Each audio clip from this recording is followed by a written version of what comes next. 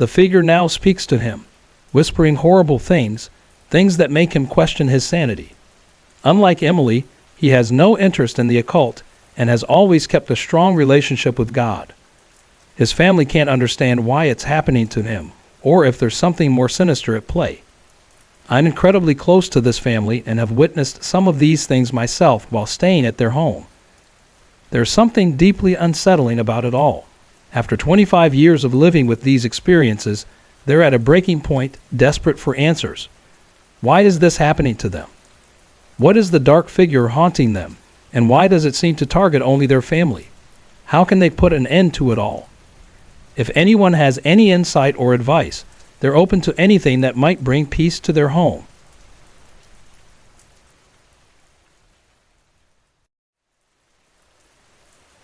These events happened when I was younger, though I can't quite recall my exact age. I do know we moved out of the house where everything happened the summer before I started middle school. My family, my mom, dad, younger brother, sister, and I, had lived in that house since I was born. It was a 2-story house in a quiet suburban neighborhood. My parents' room and another guest bedroom were on the second floor. The kitchen and living room were on the main floor, and there were 2 small bedrooms in the basement. When my brother was a baby, his crib was placed in my parents' room, and my sister and I shared the bedroom next door. As he grew older, my brother moved into the room next to my parents' room, and my sister and I moved down into one of the basement bedrooms. Eventually, my sister wanted her own space and moved into the second bedroom in the basement, so we both had our own rooms. When we shared the room, I never noticed anything strange. But the basement, that was a different story. It always made me feel uneasy, especially when I was on the stairs. It felt like something was lurking just behind me, waiting to catch me, so I'd rush up the stairs as fast as I could. That feeling terrified me. Once my sister moved into her own room, things began to change. I couldn't sleep with my back to the open side of the bed anymore. I had to face the wall, and if I ever rolled over so my back was facing the room, it felt like something was right behind me. Then, without warning, something would jump on my bed and yell in my ear. It wasn't a scream, more like someone saying "boo" right into my ear. Every single time, I would snap around, but there would be nothing there. This happened over and over, and it scared me so much that I tried not to turn around at all. At that time, I kept my bedroom door open with a nightlight plugged in outside my sister's room. I couldn't see the nightlight from my bed, but its soft glow lit up my room. One night, as I was lying there, I saw a shadow of a man in the faint light. It wasn't just a quick shadow either. It stayed there while I stared at it. I couldn't understand how it was even possible. If someone had been standing in front of the nightlight, they would have blocked the light completely. But the shadow stayed, cast against the wall, as if someone was standing there.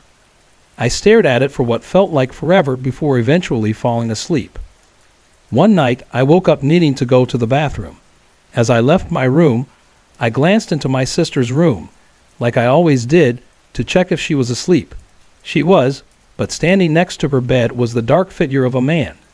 He had no features, just a black outline, but I remember he was wearing a hat, like an old-fashioned cowboy hat with a wide brim.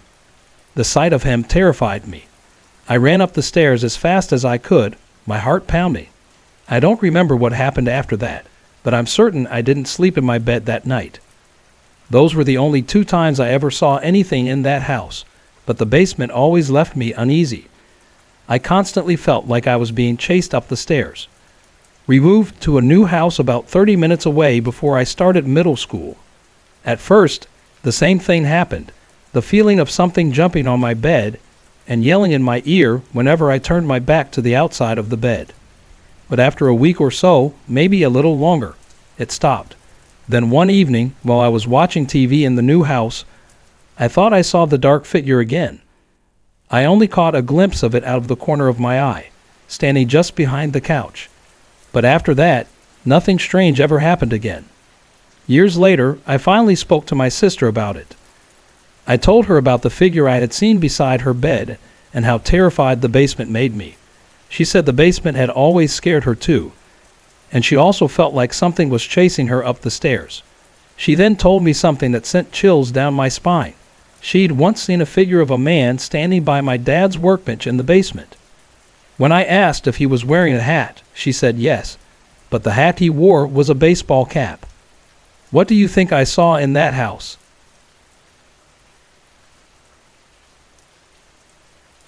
I grew up in a small town called Pine Hollow, nestled in the foothills of West Virginia. Our home was an old Victorian farmhouse with a chilling, yet fascinating history. It had once served as the local doctor's office, and during the early 1900s, it was even a temporary morgue. In the basement, there was a section of the wall where the two morgue drawers had once been embedded. The front door still bore the faded markings of office hours from long ago. Over the 16 years I spent in that house, strange occurrences were a regular part of daily life, but a few experiences stand out more than the others. When I was around 7 or 8 years old, something happened that I'll never forget. It was well past midnight, and I had woken up, unable to fall back asleep. I lay there in my bed, staring into the shadows of my room, when I heard a distinct creak in the hallway. I figured it was my little brother sneaking out to use the bathroom, so I turned over, eager to prank him. But it wasn't my brother.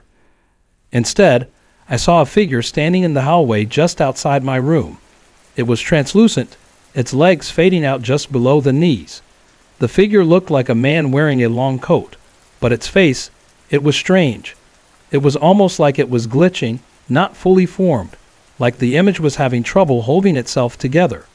The figure walked slowly toward my door, but before it could cross the threshold into my room, it vanished into thin air mid-step. I was terrified. From that night forward, I never slept with my door open again, and even now, at 24, I can't bring myself to do it. A few years later, when I was 11, something even more unsettling happened. I woke up in the middle of the night to the sound of hushed voices arguing. A man and a woman, the voices seemed to come from my little brother's room, where he was asleep at the time. I figured it was just my parents having an argument, so I crept out of bed and opened the vent in the wall to listen more closely. But the voices weren't in any language I recognized. They just sounded like gibberish, unintelligible murmurs. I thought it might have been the radio in his room turning on somehow, so I decided to go in and turn it off. The strange voices continued until I reached the door, but when I opened it, I found my brother sound asleep in a pitch-black room, not a sound to be heard. That was the moment that truly scared me. I had walked down that dark hallway, convinced it was just the radio, but standing in that silent room, I realized I had no idea what had just happened. The last experience happened when I was 15. My parents were away at our family cabin in Blue Ridge for the weekend, and I was home alone. Feeling adventurous, I invited my best friend over, and we spent the afternoon doing what typical teens do, laughing, talking, and messing around. Around 3 p.m., we began hearing strange noises upstairs. At first, we brushed it off. It was broad daylight, and we figured it was just the old wooden floors creaking. We went up to check, but nothing seemed out of place, so we went back downstairs, trying to go about our day. Then the noises started again, but this time it was different. It sounded like heavy furniture being moved around upstairs. That got our attention. We went upstairs again, and this time we found a bookshelf that had been pushed several feet away from the wall. It had been pressed flush against the wall when we had checked earlier. That was enough to make us both jump. We grabbed our things and decided to spend the rest of the night at her house, not daring to stay another minute in that house.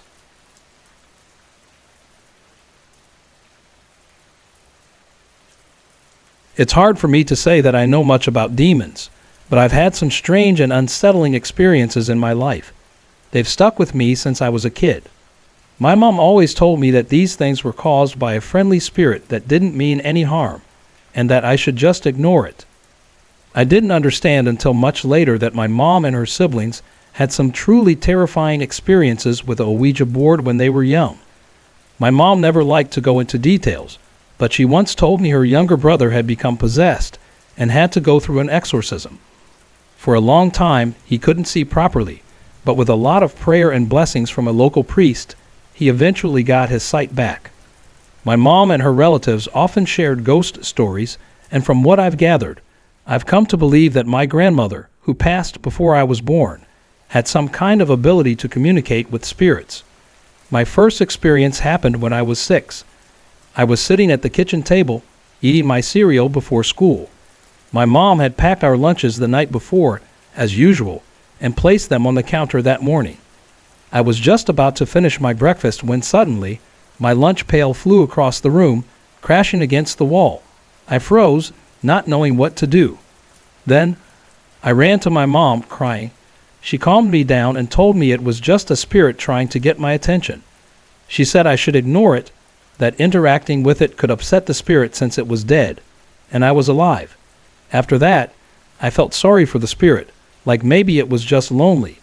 Whenever strange things happened, doors opening and closing, knocking sounds on the walls, or loud footsteps running through the house, I didn't feel afraid.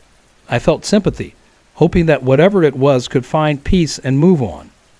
As I got older, things became a lot more complicated. In high school, I started feeling like someone was always watching me.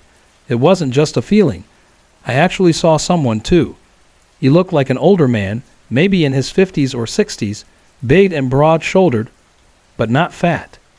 He was tall, wearing a black suit and a black top hat, and his face was always emotionless, like he had never smiled in his life.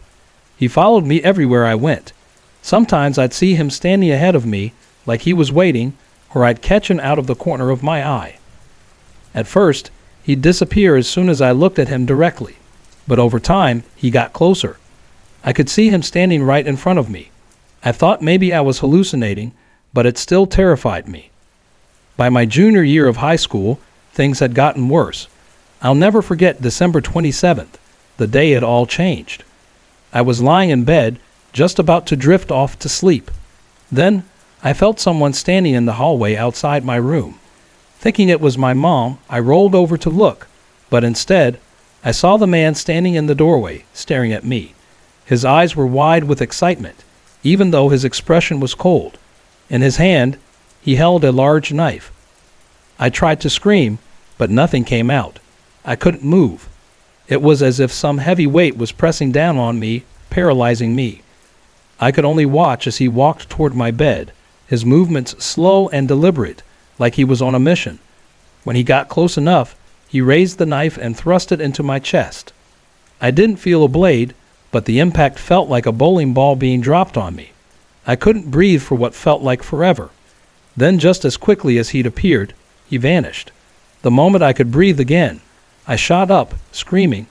My mom ran into the room, but I told her it was just a nightmare. I never saw the man again after that night. But recently, something even worse has started happening. For the past few months, I've been hearing a voice in my head. It's a man's voice, and it keeps telling me there's a demon inside me, trying to reach my soul.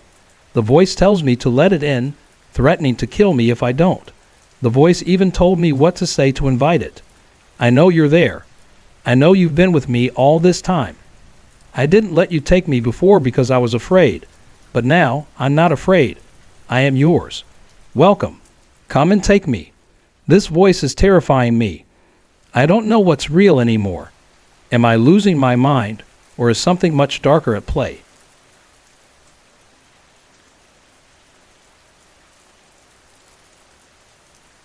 Ever since I was about 4 years old, strange things have been happening to me. I guess I was never quite like most kids. Even as a baby, I didn't want to be held or comforted. I'd always play by myself, and I had night terrors that were so bad they'd keep me up for hours. That's when everything started. I don't remember much from those early years, since I was so young, but my mom always tells me that I'd wake up in the middle of the night screaming. It was like I was being attacked. She'd rush to my room, and I'd be shouting things like, "Let me out before he gets me," or "He's watching me." Sometimes I'd be pointing at random spots in the room or banging on the door.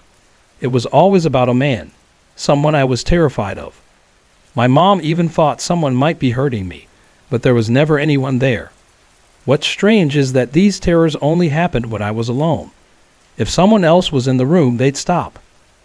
Eventually, the night terrors faded, but when I was about 7 or 8, they came back for one night. My family and I were staying at a hotel. and I was sleeping on the floor. Around midnight, my mom heard me screaming and pounding on the door, just like when I was little. "Let me out before he gets me," I yelled. That night, she finally told me about all the night terrors I had as a child. But that was the last time it happened. At least, for a few years. Another strange event occurred when I was younger. I was sitting in bed, reading a picture book, with my legs stretched out in front of me. Suddenly, I felt something push up on the mattress from underneath, lifting my legs into the air. Then it dropped back down. I screamed for my dad, but when he checked under the bed, there was nothing there. No one else had been in the room. When I was around 12, my family moved into a beautiful house in a small town on the outskirts of Atlanta. That's when things started up again. Every night, without fail, I'd wake up at exactly 2:30 a.m. I wouldn't even know how I woke up. I'd just suddenly be sitting up in bed, wide awake, with an uneasy feeling in my stomach. One night, my dog woke up too, sitting up on the bed. I had that same eerie feeling, like something wasn't right. As I scanned the room, I saw something on the wall near where the bed frame touched the wall. It was a shadow of a man. It didn't shift or disappear like shadows do. This one just stayed there, watching me. Even though it had no eyes, I could feel it staring at me. Its legs seemed to melt into the bed frame, as if it wasn't really there but still somehow real. I froze, unable to look away. We stared at each other for what felt like forever. Finally, I scrambled for the light and ran out of the room. I ended up sleeping on the couch for a week. More strange things happened in that house.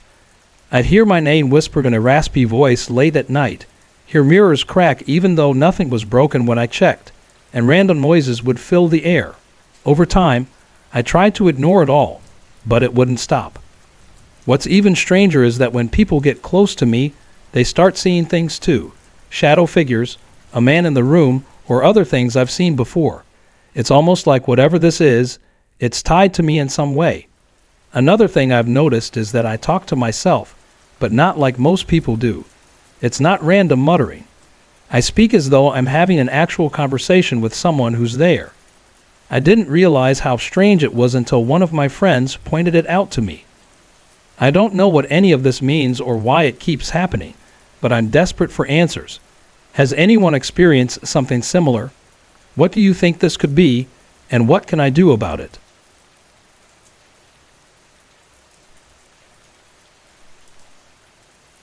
I've lived in the same house in Pine Lake, Michigan, for most of my life, and ever since I was 5 years old, strange, unexplainable things have happened there. I only moved to Chicago 2 months ago.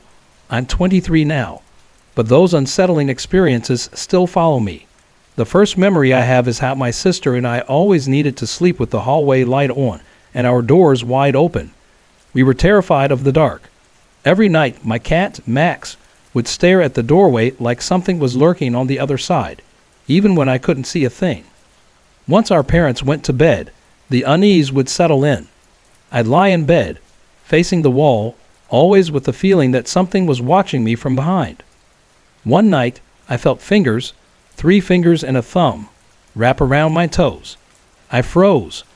I curled into a ball and stayed completely still, pretending to be asleep. I kept telling myself that if I fell asleep, I'd wake up, and everything would be fine. That one night was all it took to start the fear. From then on, I felt it every night, that same tension, though I think I blocked out most of those memories. Twice I woke up to find myself falling onto my bed, as though I'd been dropped. One time, it was so vivid. I felt as though I was floating for a few seconds, staring at the corkboard on the opposite wall, before I dropped back down. In a panic, I turned toward the wall and stayed still, terrified to look around. I convinced myself everything would be okay in the morning. Then one morning, when I was very young, I woke up and saw something in the doorway. It was a pitch-black figure with glowing red eyes. It peeked from behind the shelf by the door, one eye staring at me, the other hidden in shadow. I couldn't scream. I was paralyzed with fear. I buried myself under the blanket, but the thought kept gnawing at me. What if it gets closer? I kept glancing at it, even though I didn't want to. After that, I don't remember much, My mind must have blocked it out. I didn't think about it again until years later, in 2009, and now I think about it every day. Like a lot of kids, I had an intense fear of Slappy the Dummy from Goosebumps. One night, lying in bed upset over something, I saw Slappy's face flash out from the head of my bed for a split second. He yelled something I couldn't understand before disappearing. Another time, I saw him again, this time at my grandma's house. There was an old wooden chest in my room, and suddenly it popped open. Slappy appeared for just a moment before the chest slammed shut again. I ran to the living room, shaking, and told my sister what happened. I knew Slappy was just a character, but in those moments, it felt too real to ignore. Over the years, I saw more strange things. A couple of times, I witnessed a black hand appear and vanish behind walls. Once I saw it in the kitchen. Another time, it climbed onto the roof of my dad's car while we were driving home late at night. I was too terrified to investigate either time. My cats were also sensitive to something. My mom used to tell me that two of our cats, Max and Belle, would growl at the living room wall for no apparent reason. Every night around midnight, my cat, JV, would walk down the hallway, mewing loudly. After JV passed away, Max did the same thing, but now he'd stare at the ceiling as though following something invisible. From 2008 to 2012, the most terrifying experiences happened. I spent a lot of time playing games on the computer late at night, in the back room of our house. Every time I sat there alone, I felt a presence behind me, like someone tall was walking past. It wasn't just a cold chill. It was a painful, burning sensation that ran through my body, like whatever it was wanted to scare me. Sometimes I'd turn around, but nothing would be there.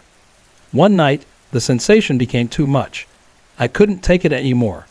I grabbed my bike and rode through the rain to my grandma's house, soaking wet and with no change of clothes. I didn't care. I just had to leave. I stayed at my grandma's for the rest of the summer.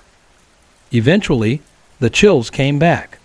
In 2012, after years of fear, I reached my breaking point. One night, I stood up, punched the wall, and screamed, "What do you want?" Looking back, I realized it was a bad idea to provoke whatever it was, but after that night, I never felt its presence again. It was like it had finally left me alone.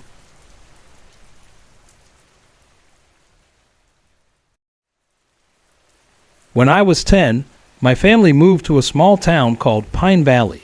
My parents had bought an old house that was on the verge of being demolished, but they decided to relocate it instead. They transported the house by truck, set it on a new foundation, added decks, and planted a front yard. By the time summer ended, everything was ready, and I couldn't wait to settle in. For the first time, my twin sister and I had separate rooms, taking over the entire upstairs level that had once been an attic. But something about the house never felt right. I had never been afraid of the dark, but suddenly, I couldn't stand being alone in my room. For years, I ended up sleeping in my mom's bed because I was terrified to sleep upstairs alone. At 13, I thought I was ready to face my fears and moved back into my own room, but the discomfort never really went away. The first strange incident occurred in our unfinished basement. My mom asked me to grab the cat carrier for a vet appointment, so I went down with only a flashlight. As I searched in the far corner, something brushed against my shoulder, like a hand. I froze, turned around, but no one was there. I ran upstairs as fast as I could. The next time I had to go down, I brought a skeleton-themed light since it was close to Halloween.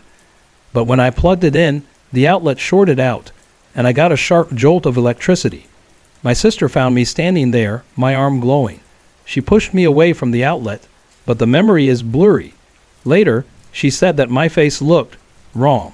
But we were just kids, so who knows? For years, I tried to brush it off as creaky floors or the cats knocking things over. That changed when I turned 15.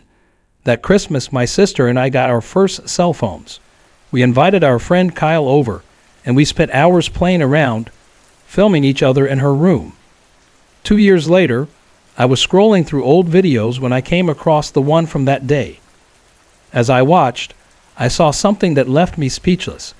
A long, thin, gray hand reached over Kyle's shoulder, moved in front of him, and then vanished. I showed the video to my sister, and we were both confused. There had been only 3 of us in the room, and my sister had been sitting on the bed the whole time. That was when I knew something was in that house. From 17 to 20, my boyfriend moved in with me while I was attending college. I never told him about the strange happenings, not wanting to sound paranoid. But one morning, he casually asked me if I had tugged on his foot the night before. When I said I hadn't, he just shrugged it off. Another night, while he was working late, I was trying to read in bed, but I kept hearing tapping and scratching noises coming from my sister's room next door. I peeked in, but she was sound asleep. When I went back to reading, I heard a thump coming from the adjoining closet. I looked again, and her alarm clock flickered, dimmed, then brightened, as if something had passed right in front of it. Terrified, I yelled for her to wake up, and she ran to my room. I told her what I had seen, and she left to sleep on the couch downstairs. I stayed awake with all the lights on until my boyfriend came home. The next morning, he mentioned hearing a loud radio noise near his ear during the night, though we didn't own a radio like that. My sister also said she'd heard someone whistle loudly in her ear. None of it made sense. The most unsettling experience happened when I was 21. I was home for the weekend, filming my dad being silly late at night. It wasn't until 2 years later, when I was watching the videos for fun, that I noticed something strange. About a minute into one video, the sound cut out completely. Then I heard a voice clearly say, "Hello there." The sound returned, followed by faint whispers in the background. I could make out a few words like criminals, and this is, but the rest was too garbled. My boyfriend, who's a tech expert, tried everything to analyze the audio, but he couldn't explain it. I showed the videos to my parents. My dad admitted that when they first moved into the house, he felt like something was watching him, especially when he was under the house. He also remembered an incident when he felt something nudge his leg while he was opening the fridge. He bent down, thinking it was the cat, but when he looked, there was nothing there. My mom, though, refuses to acknowledge any of it. She believes that giving attention to these experiences will make them stronger, so she brushes them off completely. Since I moved out, I haven't had any new experiences. The house seems quiet when I visit, but I still wonder. Should I share the videos online or keep them private? They're completely real, and we've ruled out every logical explanation we could think of. What do you think? Should I share them or leave them as they are?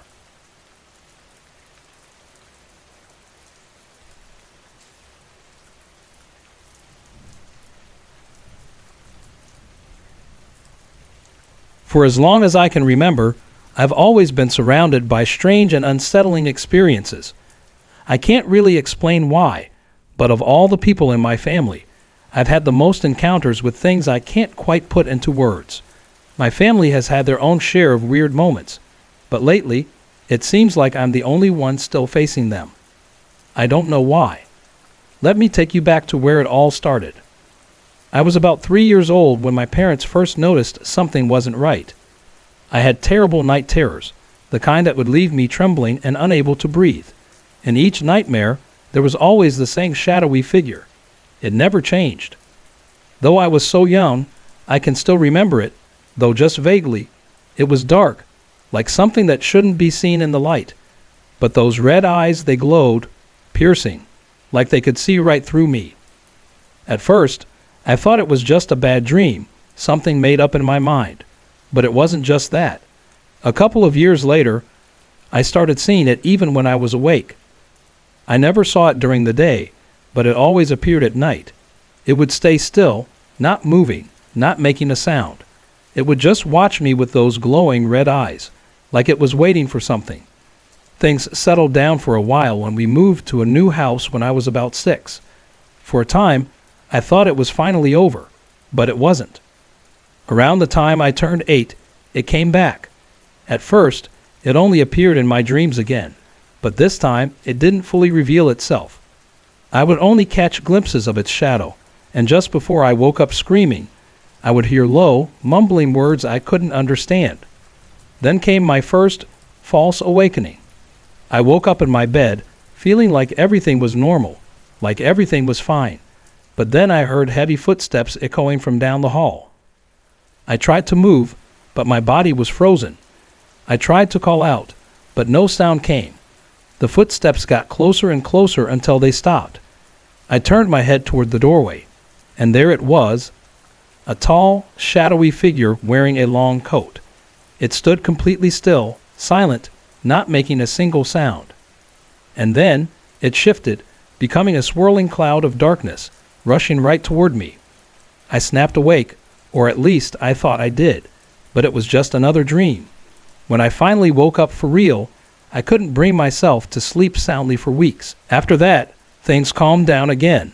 For a long time, nothing strange happened. Then we moved again, this time to a neighborhood that felt rough around the edges. The moment we stepped into that house, I felt something was wrong. The air felt different.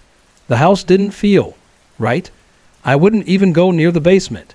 To make matters worse, just after we moved in, a man was murdered just a few houses down. One day, I stood near the spot where it happened. The air was colder there, like an invisible chill that never went away. No one else could feel it, only me. After that, I stayed far away from that part of the house. Inside, things were worse. I felt like I was being watched always. Rooms would grow either unnaturally warm or cold when I walked in. I would hear my name called when I was home alone, and I'd see shadows move, stretch, and shift into human shapes. Sometimes I saw full figures. 2 of my sisters said they saw them too, but none of them had the same experience as I did. One apparition that haunted me was a little boy, around 7 or 8 years old. He was the most terrifying. His face was hollow, as if his eyes had been taken out. He'd show up out of nowhere, always staring at me, before disappearing as quickly as he came. Then there was the little girl. I only saw her once, but it was enough to leave me shaken. She wore old, worn clothes and sat under the stairs, watching me. I was so terrified that I ran upstairs and refused to go near the basement again. The worst part came when something called my name, and it sounded like my mom's voice. It happened several times. I'd leave my room, thinking she needed me, only to find the house completely empty. Then I'd hear heavy footsteps coming from the basement, always the same, always so cold. Every time, I'd feel the hairs on my neck stand up, my heart racing in my chest. My parents eventually noticed how badly these experiences were affecting me, so we moved again. This new place felt peaceful, like everything would finally be okay. For years, nothing happened, and I started to feel like myself again. But last week, everything changed. I got home from school one afternoon, walked through the back door, and set my backpack down. That's when I saw them, disembodied legs rushing into the living room. At first, I thought it was my mom's boyfriend, but then I realized I was home alone. I stayed in my room the rest of the day, too frightened to leave. I don't know why this is happening to me again. My family hasn't noticed anything strange, but I can feel it. There's something in this house, and whatever it is, it won't leave me alone.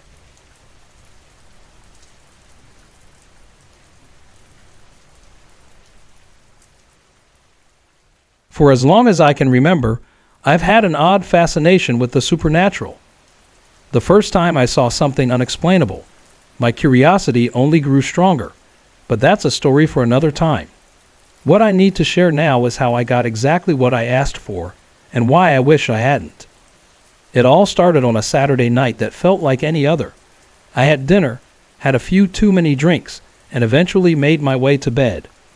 At that point in my life, I was struggling with a lot of personal issues, and alcohol became my escape. I don't drink much anymore, but back then, it felt like the only way to numb the pain. But it's what I did just before going to sleep that I now believe changed everything.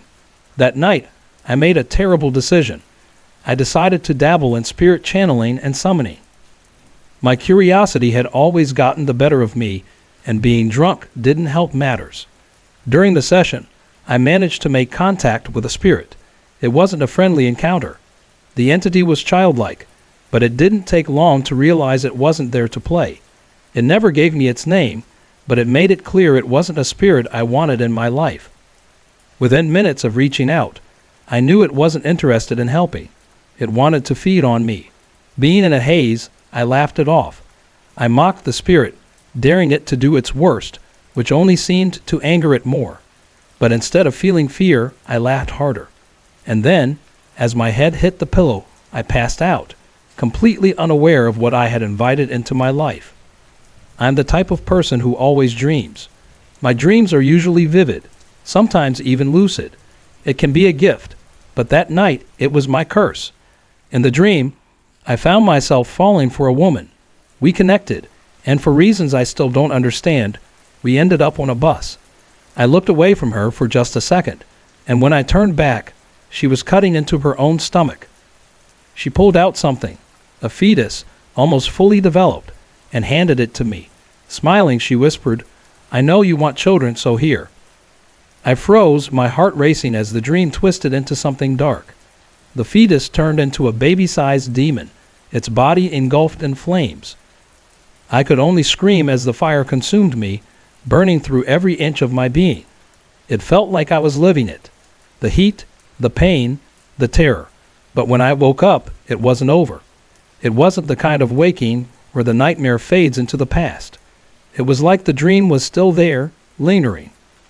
I was still screaming, and my skin felt scorched, as though I had really been burned. But the worst part came after I stopped screaming. The room was freezing, so cold I could see my breath hanging in the air. But it wasn't just the temperature that was terrifying. It was the presence. The air around me was thick with something sinister, something dark. It felt alive, radiating hatred, and it was with me in that room. Fear took over, and I curled up on my bed, staring at the wall. It was in that moment of dread that I did the only thing I could think of. I prayed. I pleaded for forgiveness, for protection from whatever evil had found me. I repeated the same prayer over and over, until I lost track of time. Slowly, the feeling began to shift. The malice faded, replaced by something warmer, something protective. It was as if a shield had been placed around me, guarding me from the darkness. Since that night, everything has changed. Now I'm afraid of the dark, really afraid. It's as if I'm never truly alone anymore. Wherever I go, I feel two presences. One is dark, hateful, the same malevolent force that I invited in that night. The other is different. It's protective, almost angelic, as if it's there to guard me from harm. But it's not just the presences. My emotions are all over the place now. I swing from anger to sadness in an instant, and it feels like there's a constant battle inside me. I'm afraid that if I don't get help soon, I might lose control and end up doing something I'll regret forever.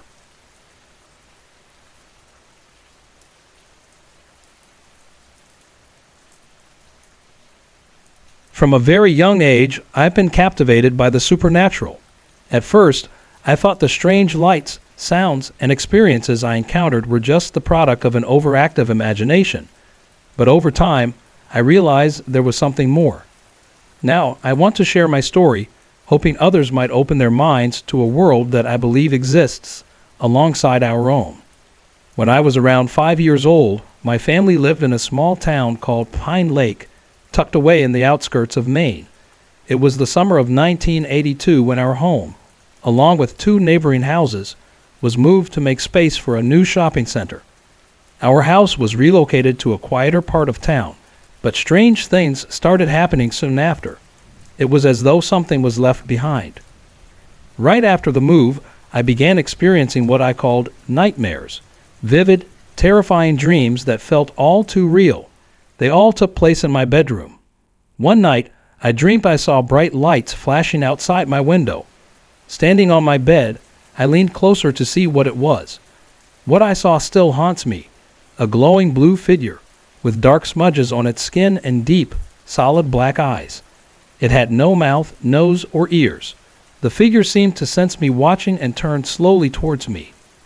I screamed and ran to my parents. They reassured me it was just a bad dream, but it didn't feel that way. The nightmares didn't stop. Sometimes I would see eyes staring at me from the walls, or an old photograph of a woman rocking in a chair, her eyes suddenly shifting to look right at me.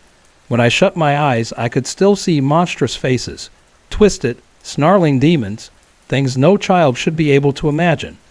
One afternoon, a year later, I was in the garage with my father.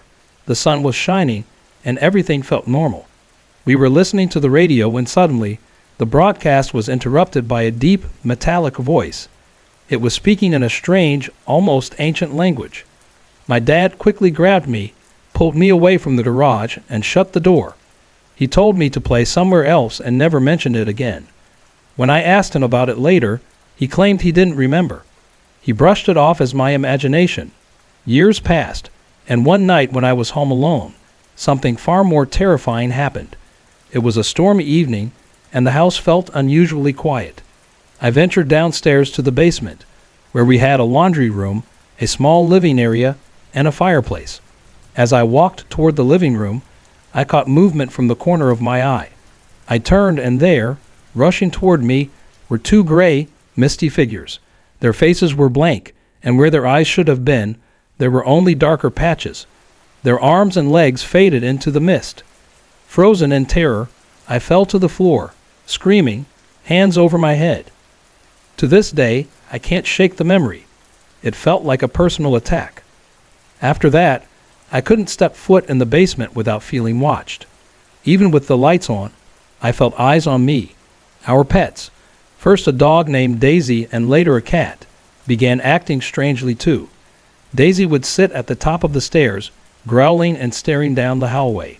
No matter how many times I called to her, she wouldn't break her gaze. One time, curious about what she was staring at, I swung my arm through the air where she was looking. Daisy turned to me, startled, as though I had interrupted something she had been fixated on. When I was in college, I returned home for a visit one night. It was late, and the house was still, except for the moonlight streaming through the windows. As I walked down the hallway toward my room, I nearly ran into what I thought was my mom. She often got up for late-night snacks, so I apologized for scaring her. But she didn't move or respond. It wasn't until I reached out that the figure vanished. I stood frozen for a moment, then retreated to my room. I wasn't afraid, just deeply intrigued. Not long after that, I had another strange encounter. One night, as I passed by the dark bathroom, I heard the sound of someone exhaling sharply. A chill crept down my spine, and I felt the distinct sensation of something brushing against me. Another time, while lying in bed, I heard the sound of heavy boots walking across the kitchen floor, the vibrations vibrating through the house. But when I got up to look, there was no one there. One of the most unsettling experiences happened when I was watching TV with my girlfriend. She had fallen asleep on the couch, and I dozed off too. When I woke, I turned to look at her and saw her twisted in an unnatural pose, her face contorted in a silent scream. I jumped back, calling her name. In an instant, she was back to sleeping peacefully. It reminded me of something out of The Haunting of Emily Rose. It's an image I'll never forget. The most recent experience took place when I was visiting my parents a few years ago. My girlfriend and I were sleeping on the pull-out couch in the basement. In the middle of the night, I saw a figure, a young woman dressed in white, walking slowly through the room. She turned to face me, her expression calm and reassuring, before she disappeared into the closet wall. This time, it didn't feel frightening at all. It felt peaceful, as if she was offering some sort of comfort. In 2008, my parents sold the house after my father became ill. The new owners have 2 young children, and I can't help but wonder if they've experienced anything unusual in that house. These experiences have stayed with me throughout my life, shaping my belief that another world exists alongside ours. Whether it's restless spirits, echoes of the past, or something else entirely, I'm convinced there's more to this world than meets the eye. If you've ever encountered these kinds of phenomena, I can only hope you approach them with an open mind, maybe even offer a lost soul a chance to be heard.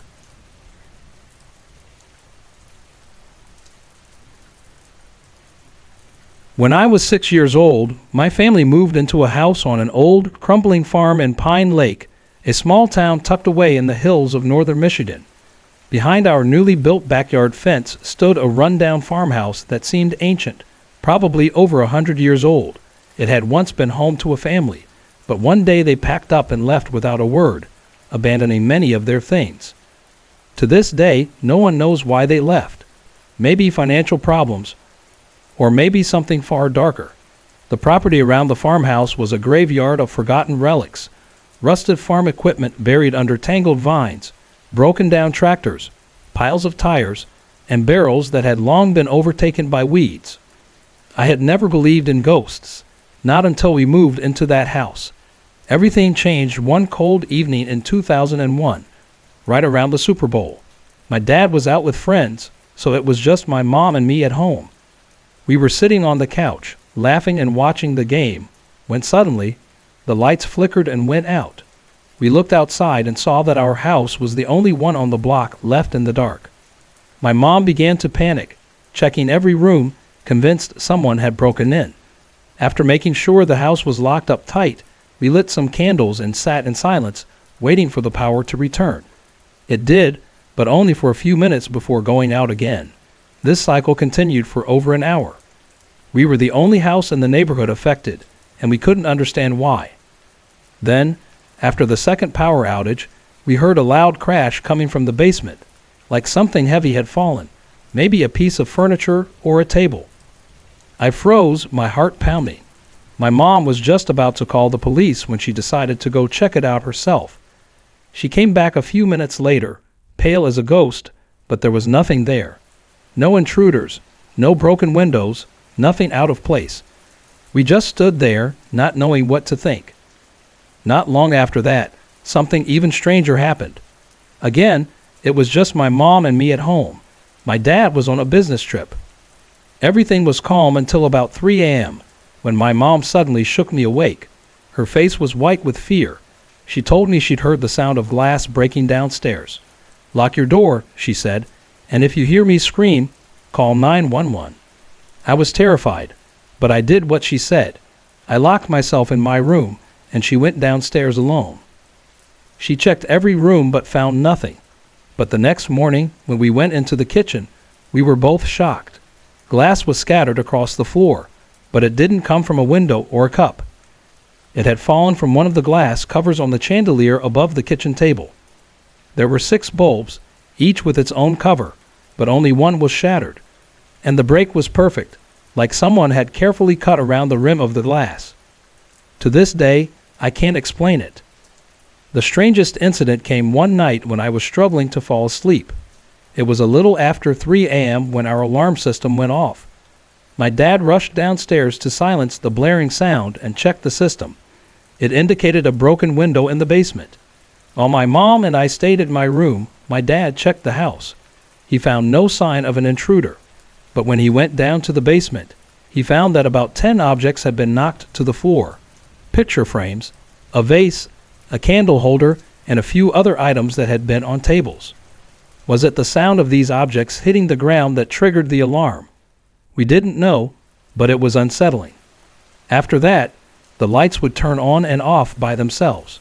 Many nights, we'd wake up to find the hallway lights or our bedroom lights on, even though we had turned them off before bed. My parents would wake up to every light in their bedroom, bathroom, and walk-in closet switched on. We couldn't explain it. It was just strange. One night in 2011, I woke up with a throbbing pain in the middle of my forehead. I went to the mirror and found a deep cut between my eyebrows, stretching up toward my hairline. The wound was crusted with dried blood, as if it had happened hours earlier. I couldn't remember injuring myself in my sleep.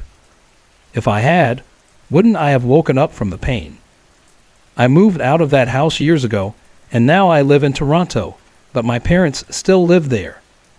They still experience strange occurrences and often share new stories with me. The old farmhouse behind our house was finally torn down in 2011, but the rusting silos and broken down farm equipment remain, hidden under tangled shrubs and vines. Every time I go back to visit, I can't help but wonder if something still lingers in those old, forgotten things.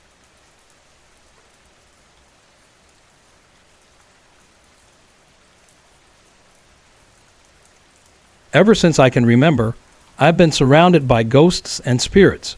Why, I have no clue. But out of everyone in my family, I seem to be the one most connected to the paranormal, though they've had their share of experiences too. These days, it feels like I'm the only one still seeing these entities, and I can't explain why. Let me take you back to where it all started. When I was about 3 years old, my parents started noticing strange things. They'd tell me I would wake up screaming from terrifying nightmares, almost every single night. The dreams were so vivid, so unsettling, that I would scream out for them. Every nightmare had the same theme, some kind of shadowy figure that filled me with dread. I can barely recall the figure's appearance, but certain details have stayed with me through the years. It was always a dark, shadowy shape with eyes that glowed an eerie red. Classic ghost or demon, right? But this one felt different, more intense, like it was more than just a nightmare. At first, it was confined to my dreams, but a couple of years later, I started seeing it while I was awake. It never appeared during the day, only at night. It didn't move. It didn't make any sound. It would just stand there, staring at me with those blood-red eyes. When I turned 6, we moved to a new house, and for a while, I stopped seeing it. I thought maybe it was finally over, that I was free from whatever this thing was. But it wasn't over. The entity returned, and this time, it was even more terrifying. I don't know if it was the same figure or something different, but it felt just as sinister. It first appeared in my dreams again when I was about 8. By then, the dreams had taken a darker turn. At the end of each nightmare, I'd see the shadow of the entity, always mumbling something I couldn't understand. The dreams shook me to my core, but what came next was far worse. One night, I had what I now know was a false awakening. I woke up in my bed, thought everything was normal, but then I heard heavy footsteps coming down the hall, growing louder and closer. I couldn't move, couldn't scream. Suddenly, the footsteps stopped.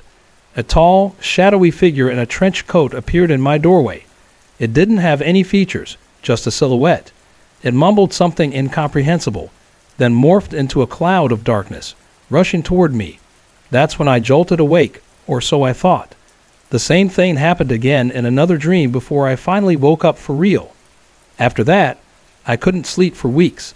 Every night felt like the same terrifying experience. Luckily, after that, the entity seemed to disappear.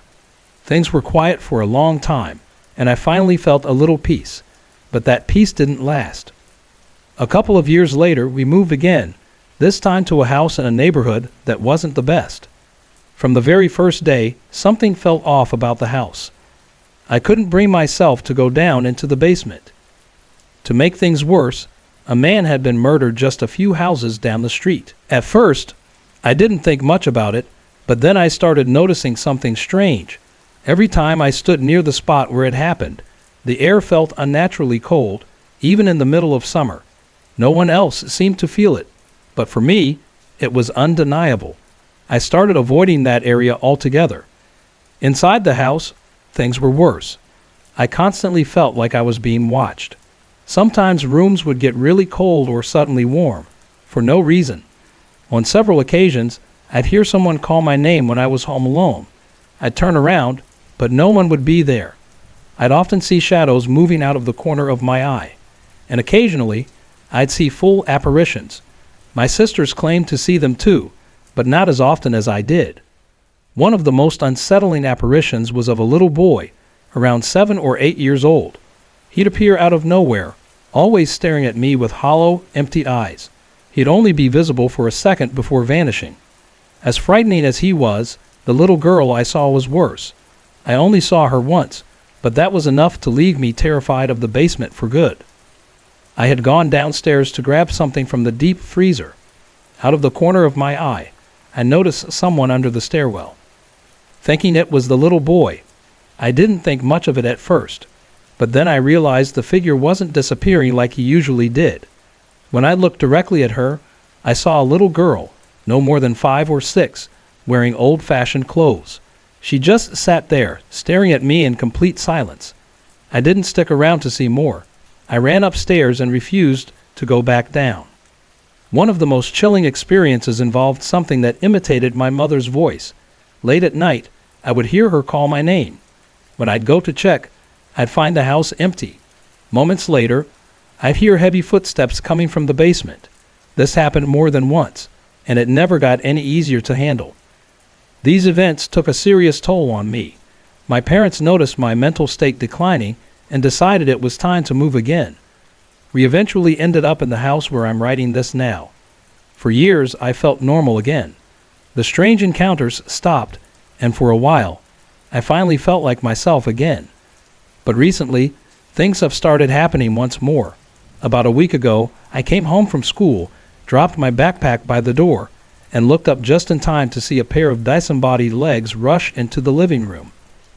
At first, I thought it was my mom's boyfriend, but then I remembered I was home alone. I locked myself in my room for the rest of the day, too scared to come out. I don't understand why this keeps happening to me. No one else in my family seems to notice anything strange about this house, but I can feel it. There's something here, something that refuses to leave me alone, and I don't know what it wants.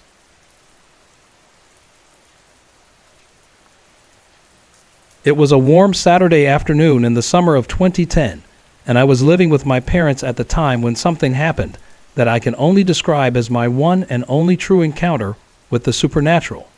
Earlier that day, my girlfriend and I had spent some time shopping, and we decided to stop by a popular thrift store in our small town, called Goodwill. While she browsed the clothing racks, I wandered through the book section. She found a handful of items she really liked, about 7 or 8 pieces, and ended up buying everything. We made our way back to the house, and she immediately went to the laundry room to wash her new clothes, a routine she always followed when purchasing second-hand items. When she opened the top-loading washing machine, she found it already filled with clothes, soaking in detergent and water. Apparently, my mom had started a load earlier but left it unfinished. Since my mom wasn't home, my girlfriend decided to wait to run the machine. She took her new clothes out of the bag and placed them in a basket, setting it on top of the washer for later. I told her I was going to get some work done in my study, my small room on the main floor where I kept my computer, guitars, and other personal items. It was quiet, and I was in the middle of retouching some photos when the first strange sound reached my ears. At first, it was barely noticeable, just a faint, metallic sound that seemed almost like static. But then it grew louder, and with it, I heard something else. A woman's voice. It was heavily accented, maybe Polish or something similar, but the strange part was how amplified it sounded, as if echoing from inside some kind of metal chamber. The voice was clear, its 2 words unmistakable, "Doanty wash." I froze.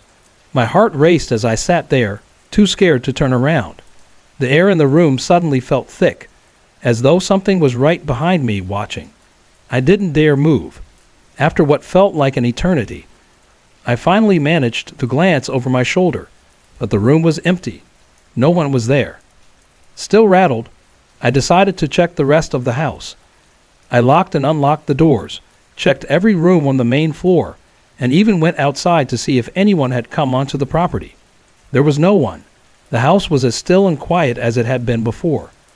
Confused and on edge, I went upstairs to find my girlfriend. As soon as I opened the door to the guest bedroom, she looked up at me, her face pale. "Yeah, I heard it too," she said, her voice shaky. "What the hell was that?" I felt a strange mix of relief and dread. I wasn't imagining it, but the fact that we both heard it made it even more unsettling. Without saying a word, we both immediately realized the connection. It had something to do with the clothes she had bought at Goodwill. We went back down to the laundry room, and together, we carefully went through the clothes she had purchased. At first, we weren't sure what we were looking for, but then we spotted something. A pale off-white blouse. As soon as she picked it up, we both noticed a strong floral scent, one that reminded me of something an elderly person would wear. My girlfriend swore that the smell wasn't there when she tried the clothes on in the store. Feeling uneasy, she decided to return the blouse to the store, not even bothering to wash it, just in case. Whether the voice was tied to that blouse or not, I'll never know for sure. But as soon as she got rid of it, the strange occurrences stopped. We never experienced anything like it again, not in my parents' house or anywhere else. To this day, I still think about that afternoon. It left me with so many questions. Was that really a ghost? Was it somehow attached to that blouse, guarding it from being washed? What happens to us after we die? Do we really linger on, protecting our possessions, even after we're gone? It seems so trivial, yet it happened, and I can't shake the feeling that there's more to this world than we can see.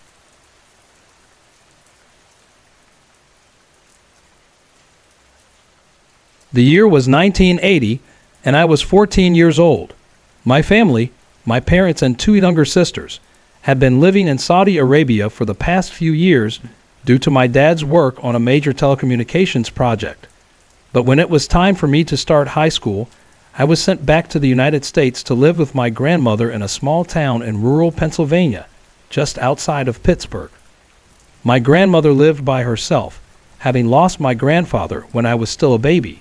She was a deeply religious woman, always attending Sunday services and involved in her church community. My family, however, didn't practice any religion, and the idea of church was foreign to me.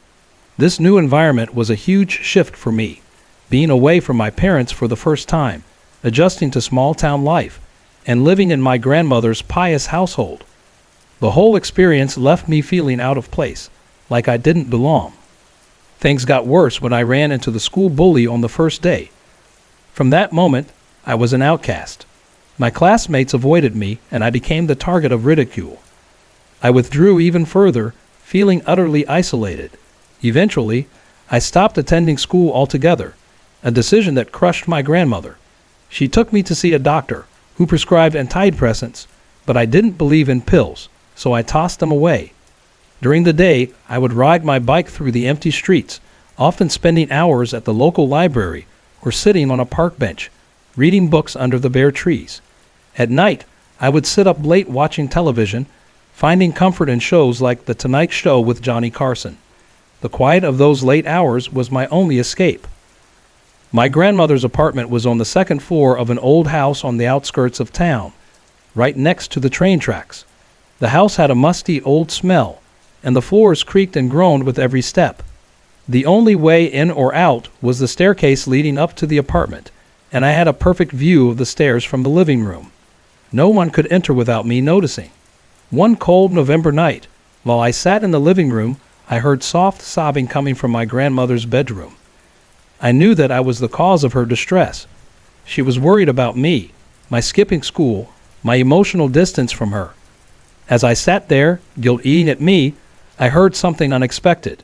My grandmother's voice, but not in prayer as she often did. She was speaking to someone, but it wasn't just her voice. A man's voice responded, deep and clear.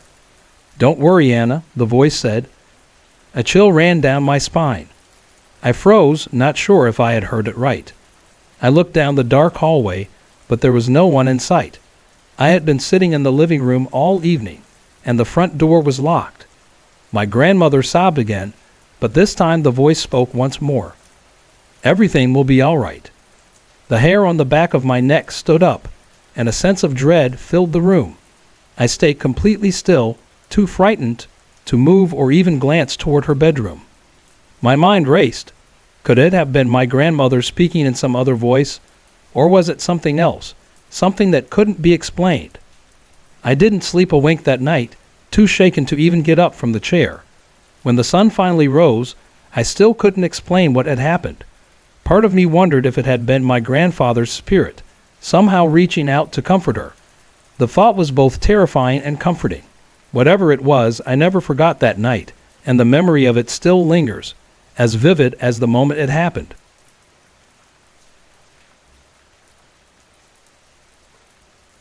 When I was a kid, I spent my summers working at Willow Creek Amusement Park. It was the kind of place where memories were made, filled with laughter, excitement, and stories that seemed almost too extraordinary to be true. Situated just outside a small town in the Midwest, Willow Creek had once been a popular spot for locals, standing proudly by the edge of a fog-covered river. By the time I worked there, the park had seen better days, but it still buzzed with the energy of rides, games, and attractions that had a charm of their own. One part of the park always intrigued me, the old theater. There were whispers among the staff about it, a story of a magician named Smiley McAllister, who had performed there in the 1930s and early 1940s. Smiley was known for his flamboyant shows and boisterous personality, captivating the audience with his tricks. He would boast that he had worked with Harry Houdini himself, even learning a few of his secrets in the final years of the great magician's life. Smiley's performances in Willow Creek drew huge crowds to the theater, and for many, his name became synonymous with magic. Sadly, Smiley's career ended in tragedy one fateful night. He was performing a daring trick known as the metamorphosis, a locked trunk, flames, and an escape that was meant to leave the crowd in awe. But the trick went horribly wrong. The flames engulfed the trunk, and when it was opened, Smiley was revealed, lifeless, his body a horrifying spectacle to the audience that had been left in shock. His death on stage left a shadow over the park that lingered for years. After that, staff members, especially the magicians, claimed they could feel Smiley's presence in the theater. They said they could see his figure lingering backstage or even among the crowd, especially when anyone dared to perform a trunk trick. I, like many others, thought it was just another urban legend, until the night of the storm. It was late summer, and I had just started working as a security guard at the park. The day had been oppressively hot, the air thick and stifling. But as evening arrived, the sky took on a strange yellow-gray hue, and a cold wind began to blow in, almost as if nature itself was bracing for something ominous. We were told a severe storm was heading our way, and soon evacuation plans were being put in motion.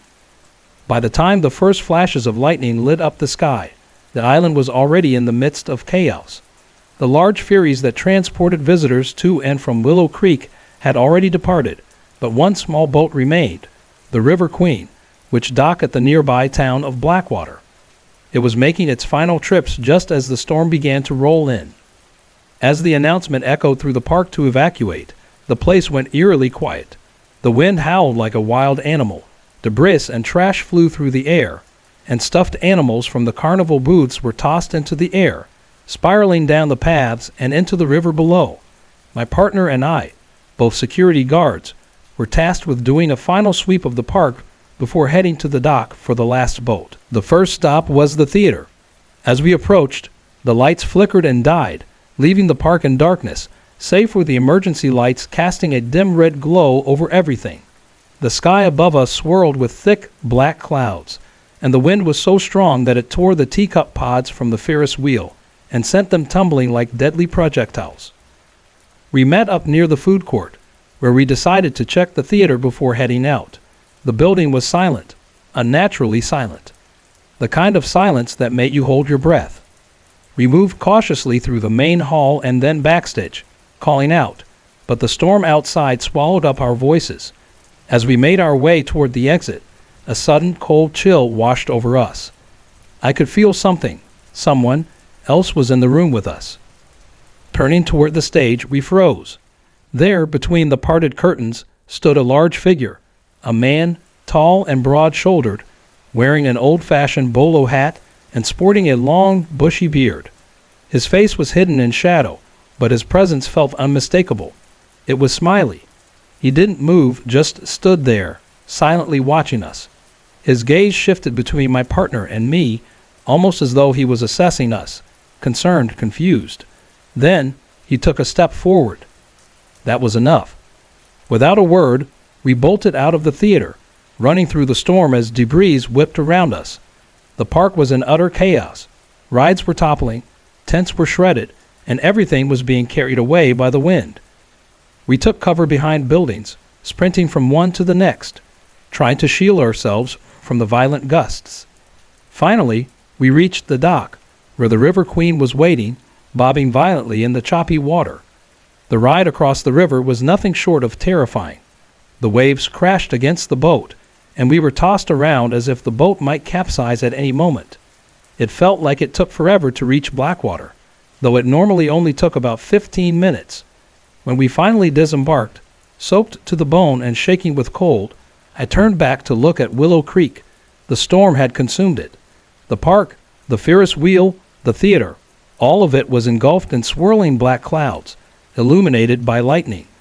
For a brief moment, it looked like the island itself was vanishing under the fury of the storm. Willow Creek reopened the following year, but it never fully recovered. By the end of the season, the park closed for good. It wasn't just the park that was gone. It was the heart of the town, the place where families spent their summers and where teenagers like me had their first jobs. It left a hole that was never filled. Years later, I returned to the site with my kids. The old theater still stood, overgrown and boarded up. The memories rushed back, but I didn't venture inside. I shared stories of the park with my kids, about the golden days my time spent working there, and of course about Smiley. But I couldn't bring myself to look at the theater again. I wasn't ready to face whatever lingered inside.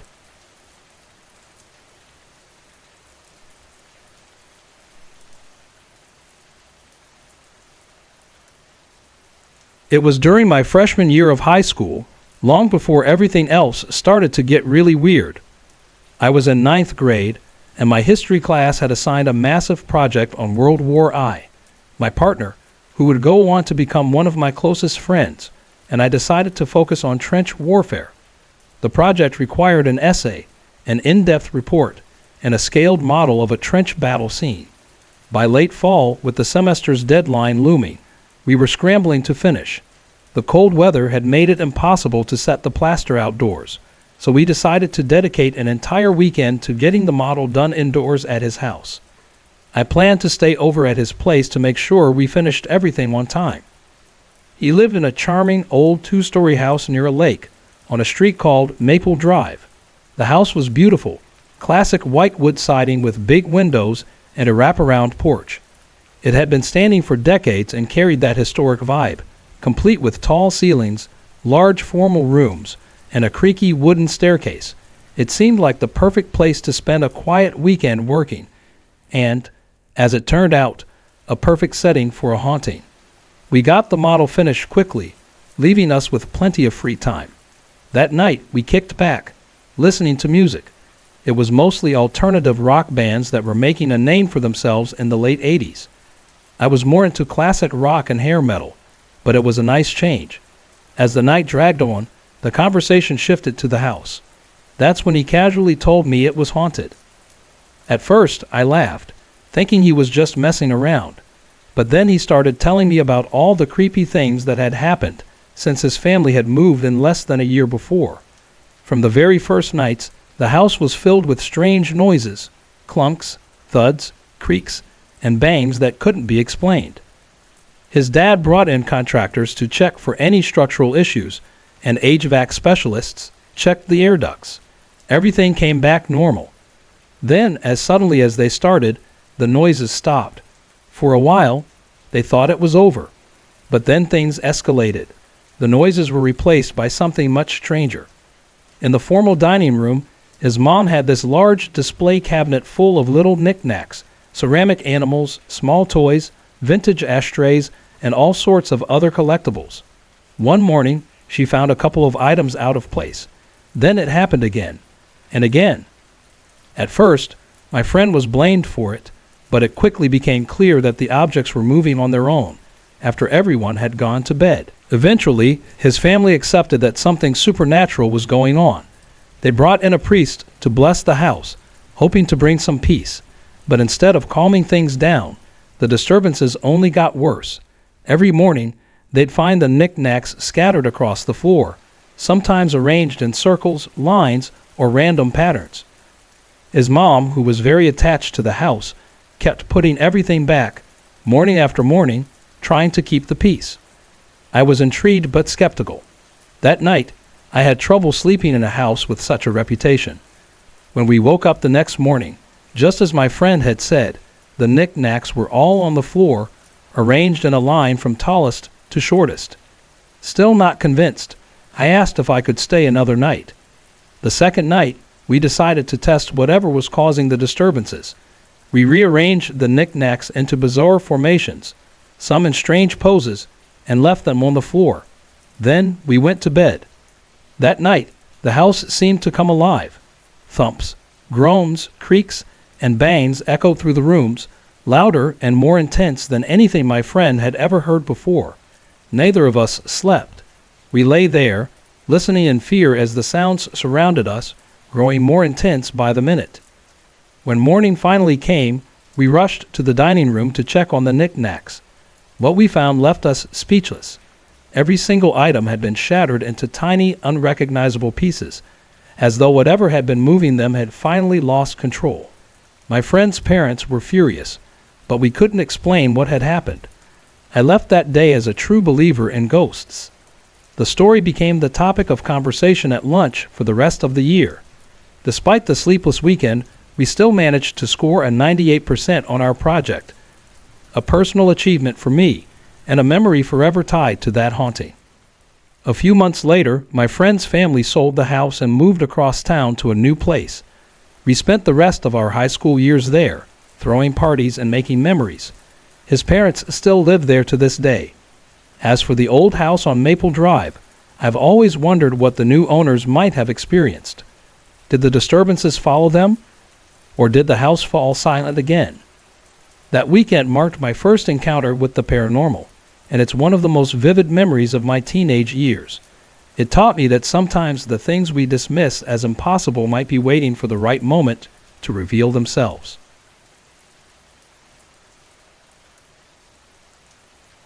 Lately, I've noticed little things happening, both at home and at work, that I can't quite explain. It's almost like they're signs, like someone's trying to get my attention. It always makes me think of my friend, Jason, who passed away over a year ago. I wrote about him in my story Echoes from the Other Side. While we weren't super close, I still miss him more than I expected to.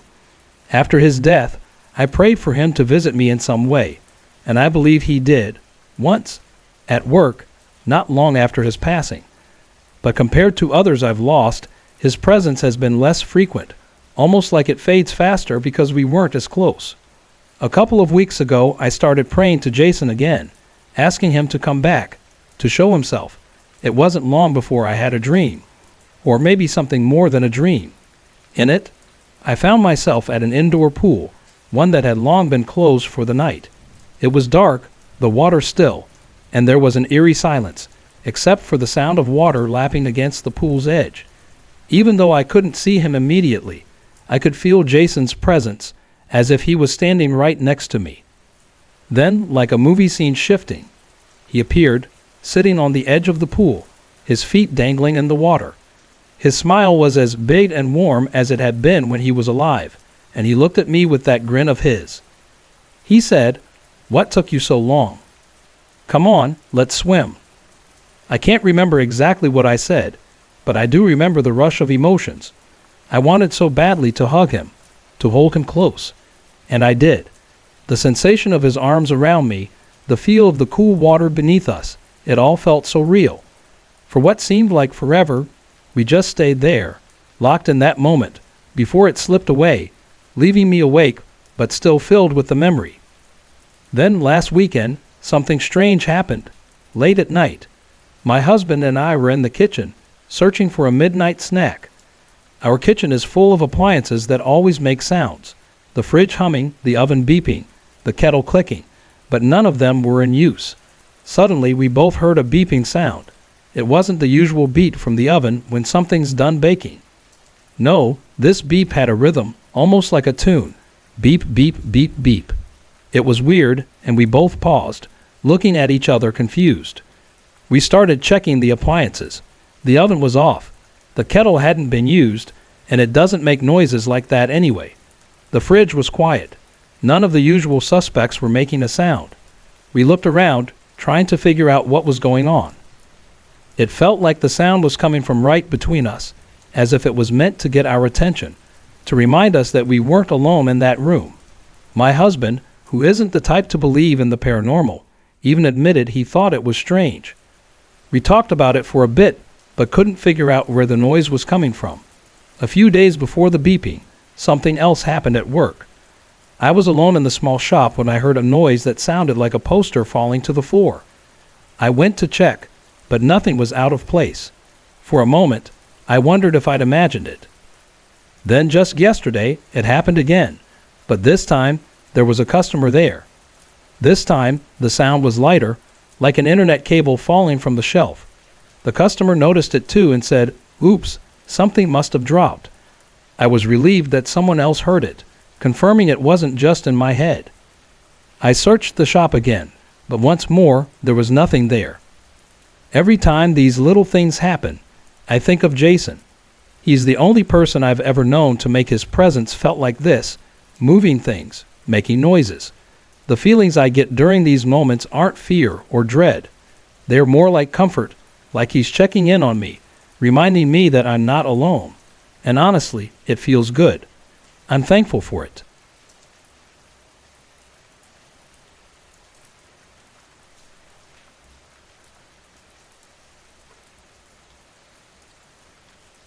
I'll never forget the first time I saw a ghost.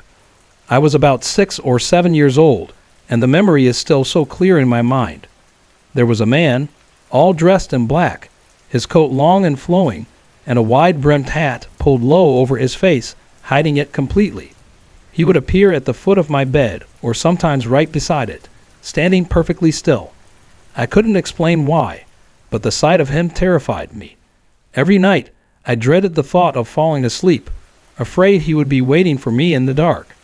From my room, I could always see the bathroom door, and one night, something odd happened. The door was closed, but I saw the unmistakable shadow of a small child slip through the crack and vanish. It didn't make sense to me at the time, but I often wondered if it had anything to do with the child who used to draw smiley faces on the walls inside my closet. Even now, I can't shake the thought. Was it the same child? The memory sticks with me like a haunting puzzle full of unanswered questions. As I got older, my family moved to a different house, but the strange occurrences didn't stop. At night, I would wake up to find a girl hovering above my bed. She had an old-fashioned nightgown on, her face bruised and pale, with long, dark hair cascading around her shoulders. The fear she gave me was paralyzing, and I couldn't look away. But what made it even stranger was that I wasn't the only one who saw her. My mom caught a glimpse of her shadow crossing the living room and disappearing as it reached the dining room light. Even my best friend saw her once, sitting quietly on the edge of the bathtub in the bathroom. The house itself felt wrong, like it was holding onto something dark. At night, the radio in the basement would turn on by itself, and there were unexplained noises that would echo through the house. It got so bad that I started keeping a light on while I slept. Eventually, I moved to a different room, and the sightings stopped, but I could still feel her presence, like she was always just out of view watching. Years later, I had a son of my own, and when he was around 3, we moved into another house. We found out later that a man had passed away there of a heart attack, but I didn't need to know that to feel it. From the start, I had the constant sense of being watched, especially in the master bedroom.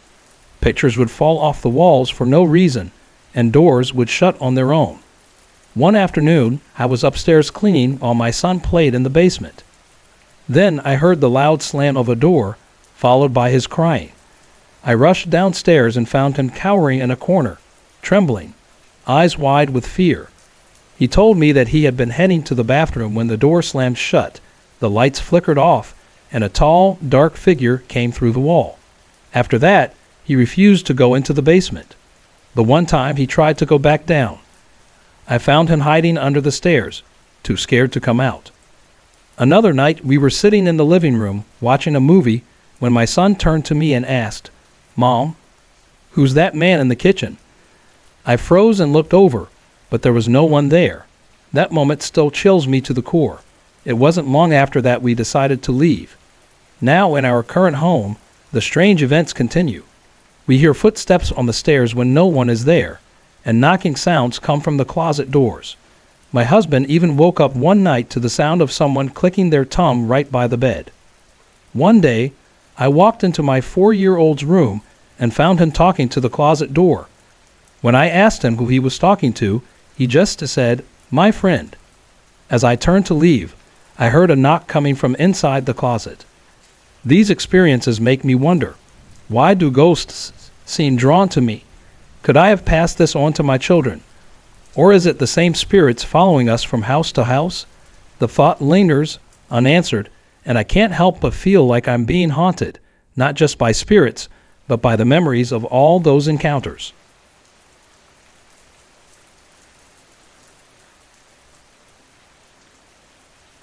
The story began when my niece, Sarah, moved into an old house in the outskirts of our small town of Pine Lake. The house was a large, two-story farmhouse that had been beautifully renovated with a modern touch.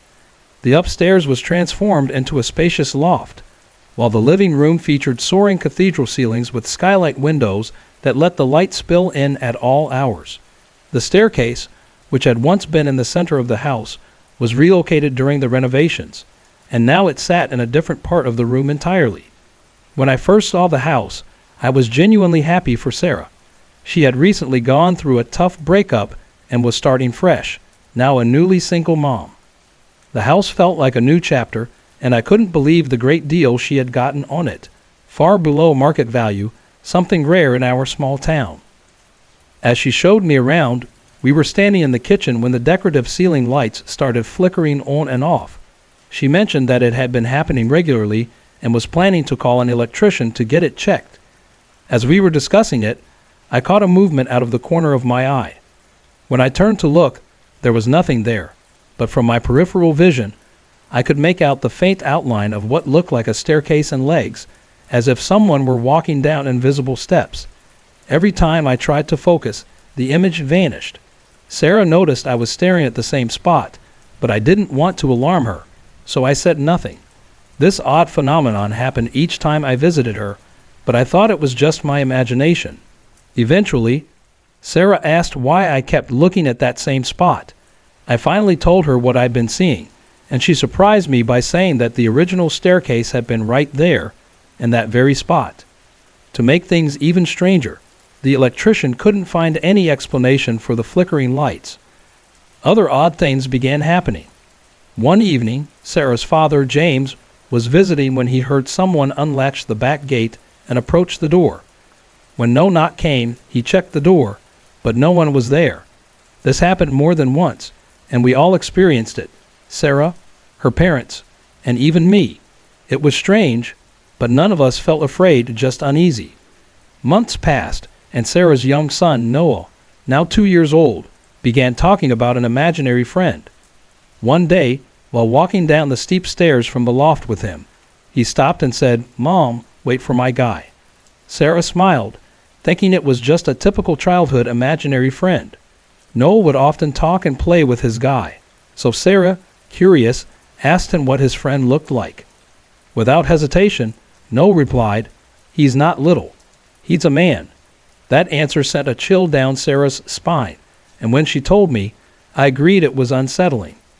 Still, we tried to downplay it, chalking it up to typical toddler imagination. Another time, as they were heading out to visit a family friend, Noah stopped on the stairs and said, "Wait for my guy." Sarah, half joking, asked, "Is he coming with us?"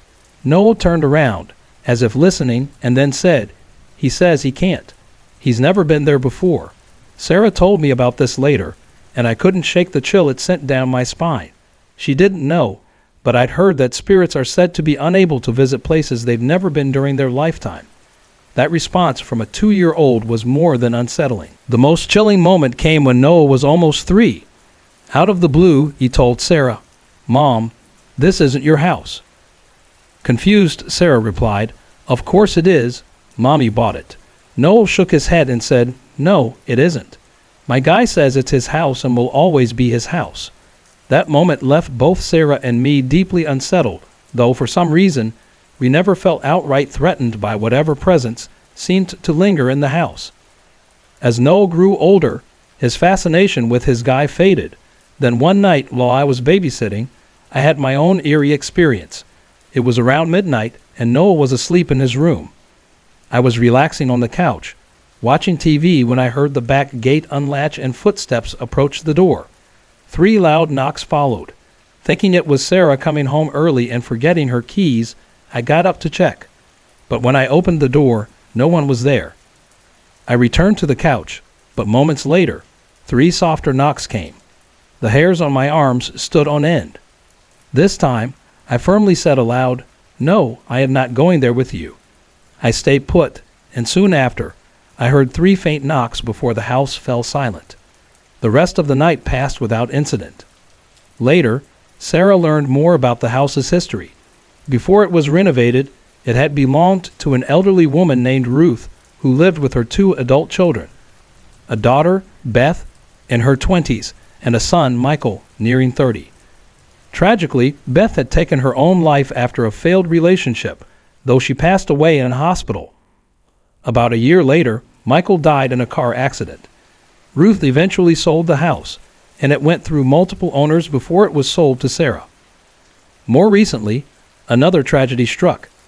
A tenant in the basement suite, a man in his 30s, was found dead in the kitchen. The police ruled it a natural death with no clear cause. Since then, Sarah has had a hard time keeping tenants in the basement suite. Despite all of this, Sarah still lives in the house. The events, while unsettling, have never felt dangerous enough to make her leave. Still, the house's tragic history and its lingering mysteries make it hard to ignore the possibility that something, or someone, still calls it home. Hey everyone, I put a lot of effort and heart into creating these videos just for you. If you're enjoying the content, I'd love to hear from you. Drop a quick comment below and let me know where you're watching from and what time it is for you right now. Your support means the world to me, and it keeps me motivated to bring more awesome videos your way.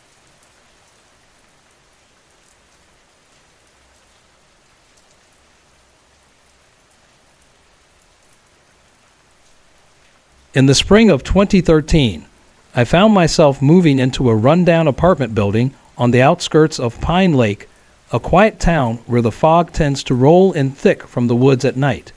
It wasn't the most private place, but it was all I could afford at the time. I shared the space with my roommate, Sarah, who had a deep belief in the paranormal, but she was particular. She steered clear of anything she considered evil. Sarah would often babysit my 7-month-old son while I worked, though I wasn't always comfortable leaving them alone, knowing the strange things that seemed to happen in that place. Her boyfriend, Michael, would stay over most nights, and he'd had his share of eerie encounters in past apartments. One evening, after putting my son to bed, we sat down to share our stories. Sarah was hesitant, worried that talking about such things might stir up the spirits, but after some coaxing, we all started opening up. I shared my growing sense that something dark was following me. If it's not my grandparents my son is seeing, I said, then it's definitely something else. He's always looking past me, pointing at something that isn't there. Sarah, visibly unnerved, quickly made it clear she wasn't up for dealing with anything like that. The next morning, I woke to find 3 pennies neatly placed above the doors. It was Sarah's attempt at warding off any spirits, but it didn't seem to help. I came home that afternoon to find my son asleep, but Sarah and Michael were shaken, their faces pale. They explained that while they were sitting on the balcony, Sarah had been resting, and Michael was standing, facing the kitchen window. Suddenly, there was a loud crash, and Michael's face drained of color. He swore he saw the dish rack slide across the counter and into the sink, all on its own. They demonstrated the movement for me, insisting there was no logical explanation for it. Michael had even checked the counter for a slope or any water, but found nothing out of the ordinary. We tried to brush it off as just a freak occurrence, but the next morning, Sarah woke me up in a panic, trembling. She recounted how, just after turning off the light and starting to drift off, something near her head had moved. She felt a breeze as it flew across the room, followed by a loud thud as it hit the wall. When we checked, we found a flashlight lying on the floor near the wall, though Sarah couldn't say for sure if that was the object that had moved. Michael backed up her story, saying he had heard and felt it too. A few nights later, Michael and I were watching a paranormal show on TV before bed, and he suddenly admitted something that sent chills down my spine. Shauna, Sarah hasn't told you everything because she's scared. But one day, when we were babysitting, I was playing with your dog, Lily. She ran down the hallway and stopped dead in her tracks at your bedroom door. I watched her freeze up, cower, and then bolt back like she'd been caught doing something wrong, just like when you scold her. She looked terrified. The thought of Lily sensing something I couldn't see was deeply unsettling. My dog rarely barks, but if she feels danger, how would I even know? I admitted to Michael, I've felt it too.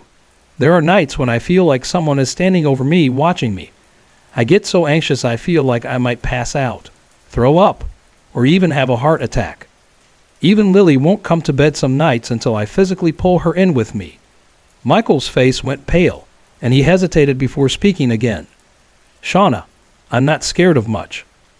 I'm a tough guy, and I can handle a lot, but I'm terrified of Sarah's closet.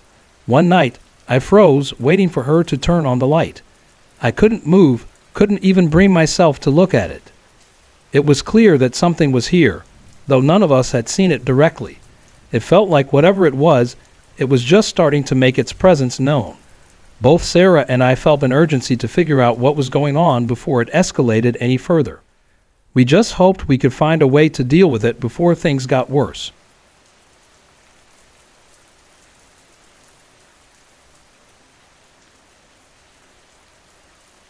When it comes to my ghostly encounters, most have been visual or physical, but every now and then I've heard a voice, a disembodied one.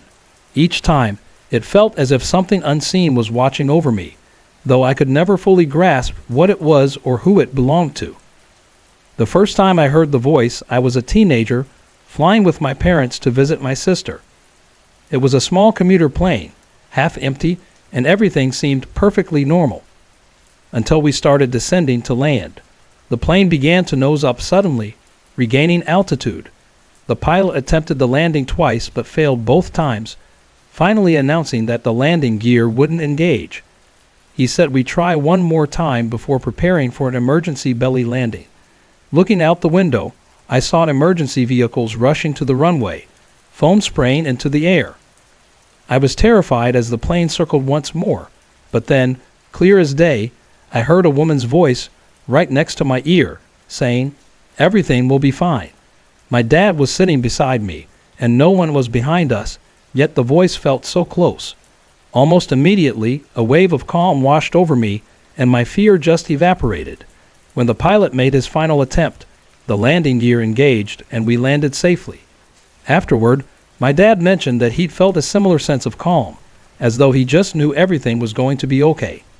My mom, however, was so overwhelmed with fear that she lost her voice and couldn't speak for over a week. A few years later, when I was living in my first apartment with my soon-to-be husband, I heard the voice again. He had told me that morning he'd be working late at the office, so I decided to do the same. By 5 o'clock, the office was empty except for me. As I sat at my desk, I heard the voice once more. This time, it was as if someone was whispering right in my ear, "You should go home now." There was no one around, but something about it compelled me. I grabbed my coat and left without a second thought. When I got home, a strange smell of smoke filled the air. I searched the apartment, but the smell was growing stronger, and soon, a haze crept in. I rushed outside, trying to figure out where it was coming from. Our downstairs neighbors weren't home, but through their kitchen window, I saw thick smoke billowing out. Their cat was clawing at the window, mewing desperately. I knocked on their door and called my landlord, who lived just across the street. He arrived quickly, unlocked the door, and discovered a pan of bacon drippings left on a hot burner. The pan was smoking, but fortunately, it hadn't caught fire yet. He turned off the stove and disaster was averted. Only later did I realize that if I hadn't heard that voice and gone home, my apartment might have burned down. Another time, a few years later, I had another strange experience. It was a cold, snowy night in January. My husband, who worked on ice-related research, had plans to drive out to a docked ship with a colleague.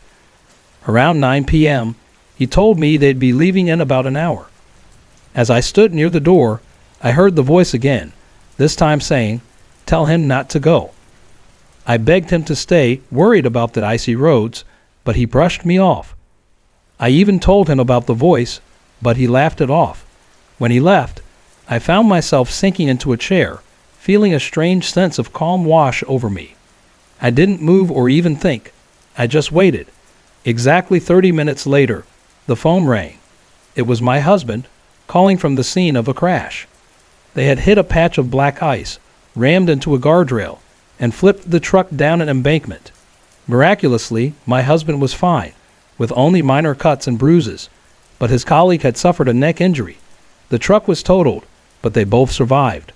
The last time I heard the voice, it was about something rather trivial. About a year ago, I was heading to work for a weekend shift. I couldn't find my usual travel mug, so I decided to take my favorite at-home coffee cup instead. A large, handmade pottery mug, green and smooth. As I stood there, I heard the voice again, this time in a firm tone. If you take that cup out of this house, it will never come back. I brushed it off, thinking it was silly to be warned about a coffee cup. At work, I enjoyed my coffee, but as I was packing up to leave, I knocked the mug off the table. It shattered into countless pieces. As I swept up the remains, I couldn't help but remember the voice. I still don't know why it warned me about such a small thing, but it was right.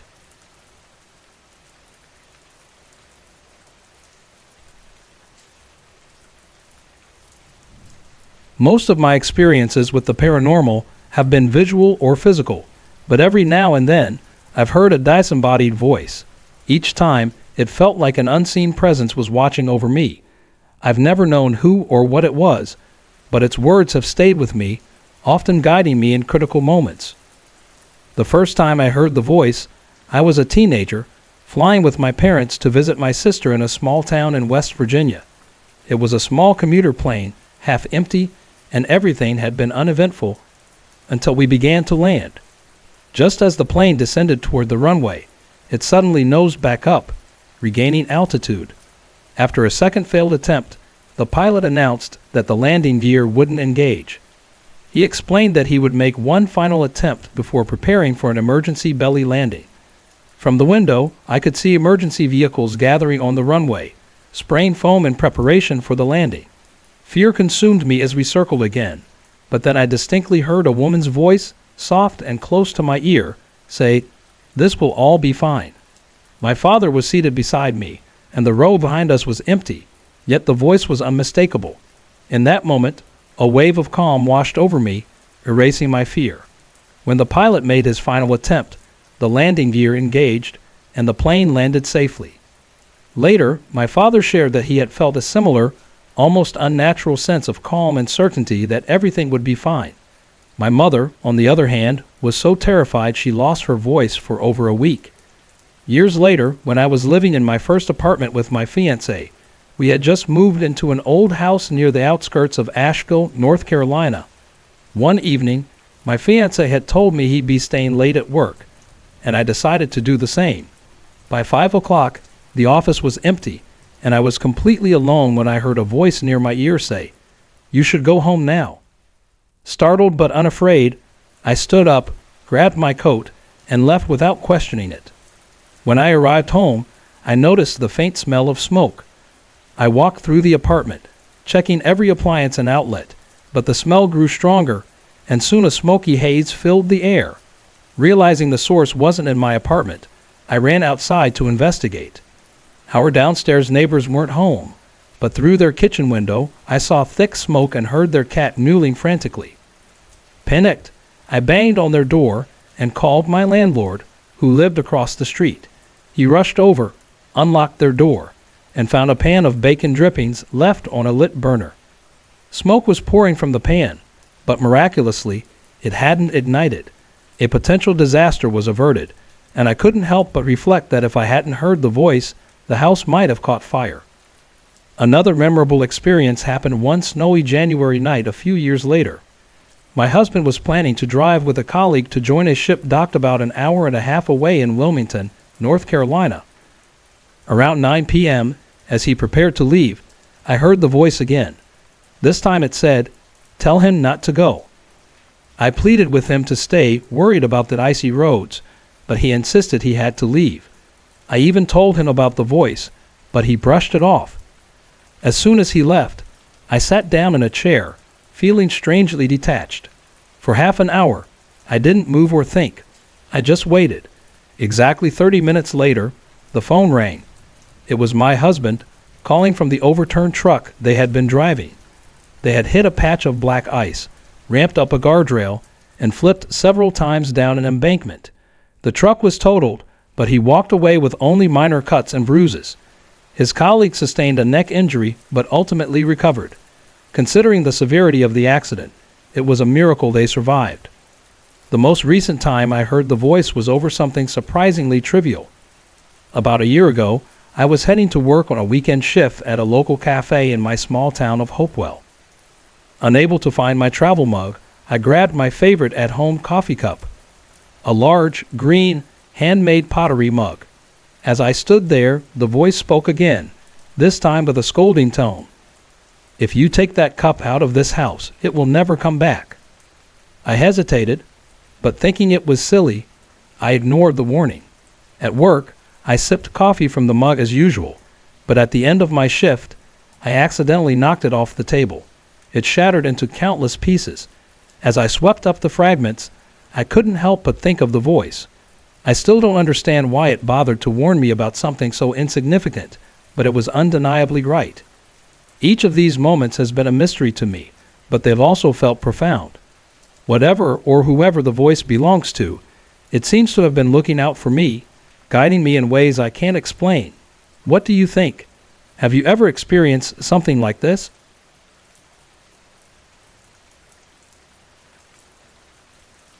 As a child, I often experienced things that defied explanation. No one believed me, not even my parents.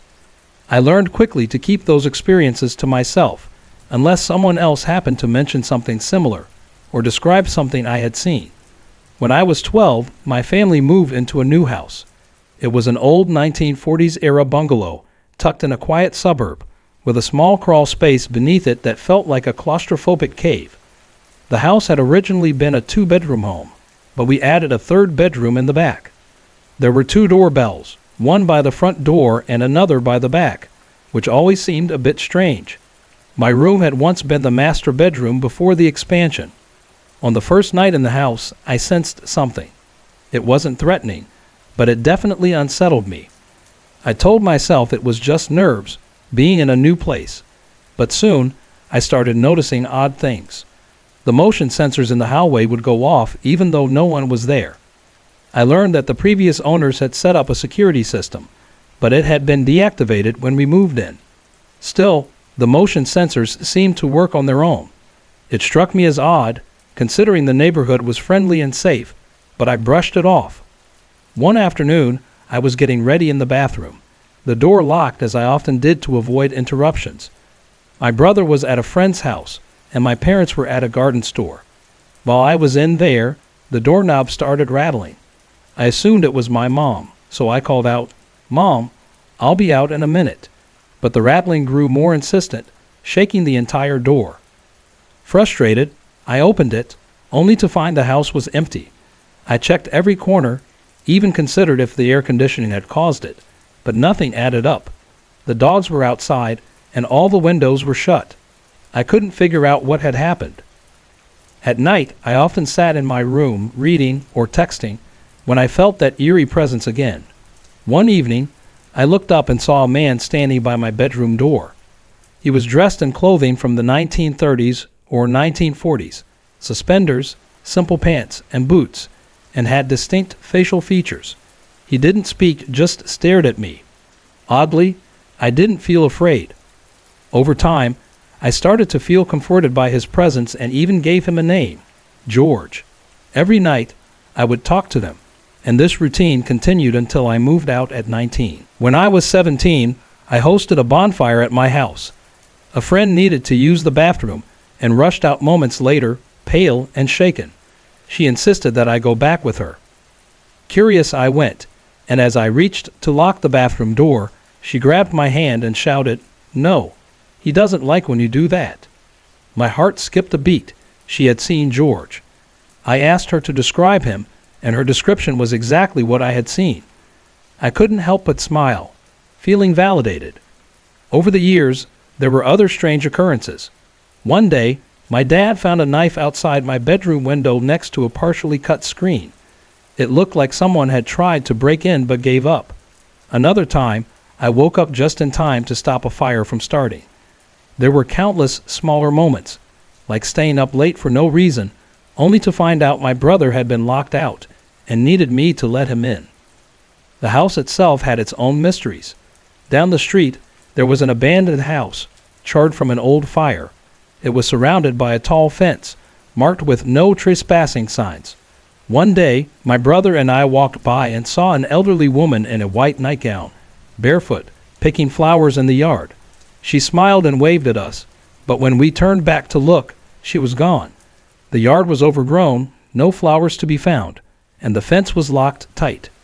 Back home, my brother once mentioned seeing fogged-up bathroom mirrors at night, even though no one had taken a shower, and the window wouldn't open due to a broken slider. He also said he felt watched but never saw George because he had asked not to. There was also a charred corner on the bathroom door, though the rest of it seemed fine. The tub was a vintage, green steel relic from the 1940s. None of it made sense. I was an avid collector of Betty Boop memorabilia, some of it dating back to the 1940s. Oddly, pieces from my collection would often be moved or played with, as if by an unseen hand. Even after I moved the collection to my mom's house, strange sounds persisted. Chairs would shift, cups would clink, and doors creaked. One night at 3 a.m., the house's disarmed alarm system blared to life. The alarm company confirmed it hadn't been active in over a decade. My dad had to crawl under the house and rip out the box. I tried to research the history of the house, but found nothing about its past or any traumatic events. My neighbors didn't mention anything unusual either. After I moved out, my dad's girlfriend's kids began to share their own stories, confirming the house's lingering mysteries. I still think about George. His quiet presence became a source of comfort in a house filled with unanswered questions. I miss him, and I wonder if he's still there, watching over the people who now call that house home.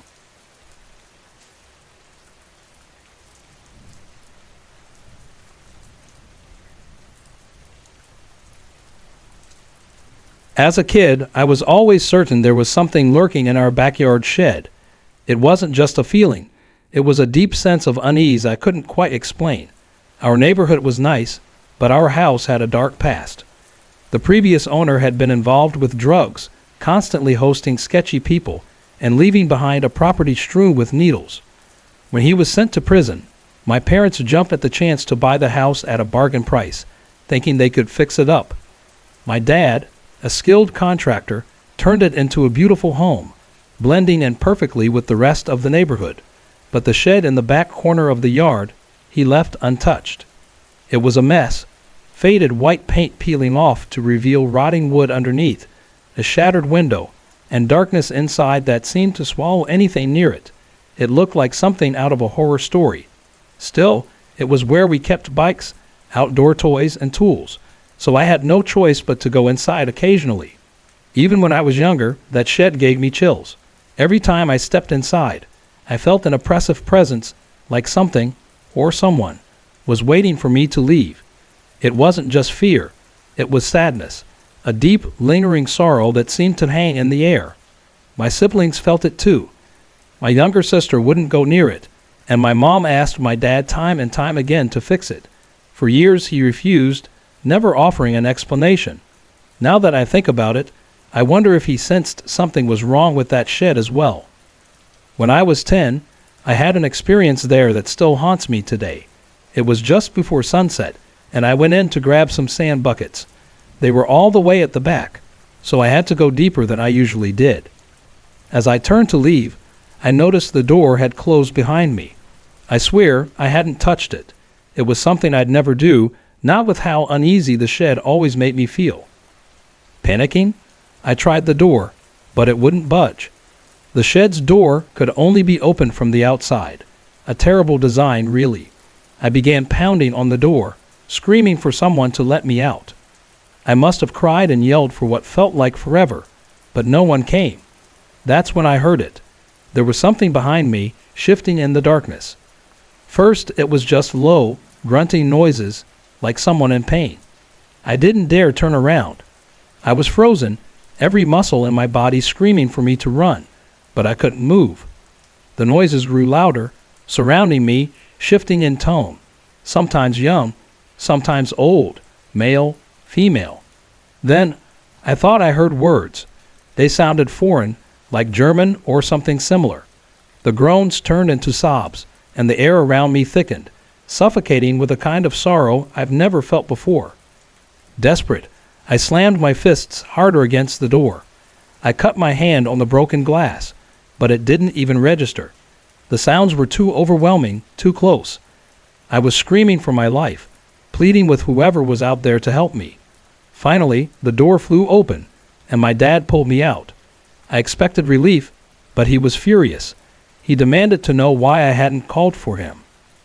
He accused me of hiding in the shed on purpose. He said he'd looked in through the window and hadn't seen me.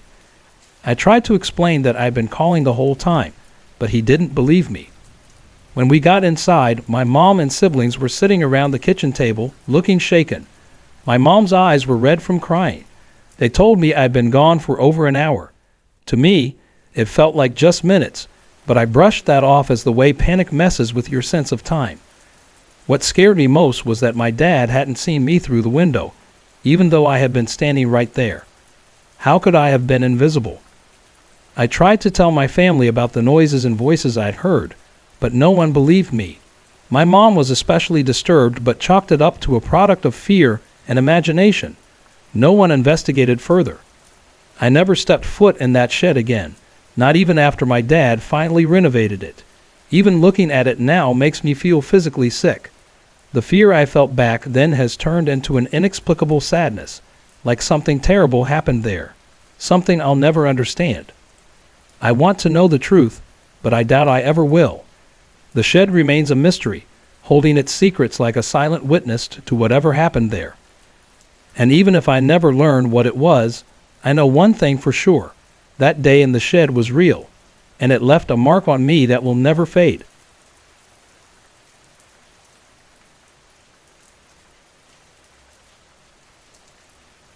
It was about 15 years ago when I had one of the strangest and most unsettling experiences of my life. At the time, I shared a room with my younger sister in a small house on the outskirts of a sleepy town called Pine Lake. The house was old, and the floors creaked under every step. But the thing that always got to me was the kitchen clock. From my bed, I could always see the faint green glow of the numerals through the crack in the door that we left open at night. One particular night, I woke up suddenly, as though something had disturbed my sleep. My father's snoring, loud and raucous, echoed through the house, confirming that I was awake. As I opened my eyes, I noticed someone standing beside my bed.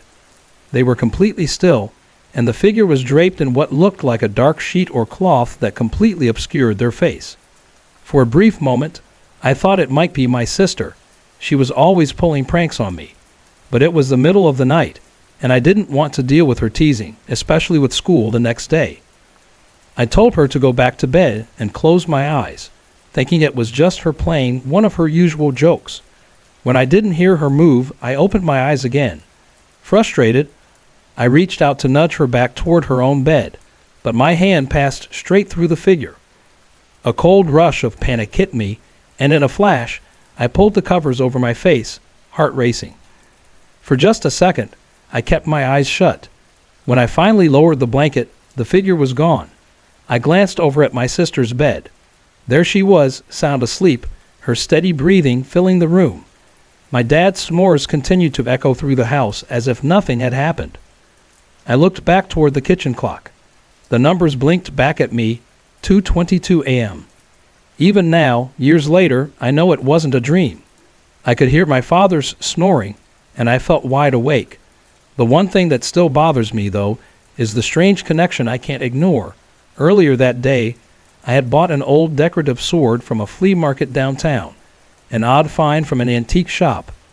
I had placed it near my bed, almost like a piece of decoration. I can't shake the thought that it might have had something to do with what I saw, or didn't see, standing beside me. Then, in 2004, a similar experience happened. It was early morning, and as usual, my alarm clock woke me up at 6 a.m. My sister, who was always an early riser, had already cleaned the bathroom, the sound of water running as I lay in bed waiting for her to finish her shower. But as I laid there, I suddenly felt the mattress shift beside me like someone, or something, had just sat down next to me. The weight of the pressure was unmistakable. I couldn't move. I couldn't even turn to see who or what it was. My sister was still in the bathroom, her hair dryer buzzing loudly. but that presence beside me was undeniable. I tried to scream her name, hoping she'd hear me, but the sound of the dryer drowned me out. I felt completely paralyzed, unable to move, the weight next to me so real that I couldn't breathe. It felt like minutes passed, though I'm sure it was just moments, before the hairdryer stopped. My sister called out, asking what was wrong. As soon as she did, it was like a switch flipped. My body, which had been stiff with fear, finally responded, and I turned around. There was nothing there. I was alone. I lay there, processing everything that had just happened. My alarm had gone off at 6 a.m., just like it always did. I had opened my eyes, pulled the blinds slightly to let in the soft morning light, and heard my sister in the shower. I hadn't fallen back asleep. The sensation of the mattress sinking and the oppressive weight beside me were so vivid, so real, that I couldn't chalk it up to anything else. To this day, I don't know what to make of these experiences.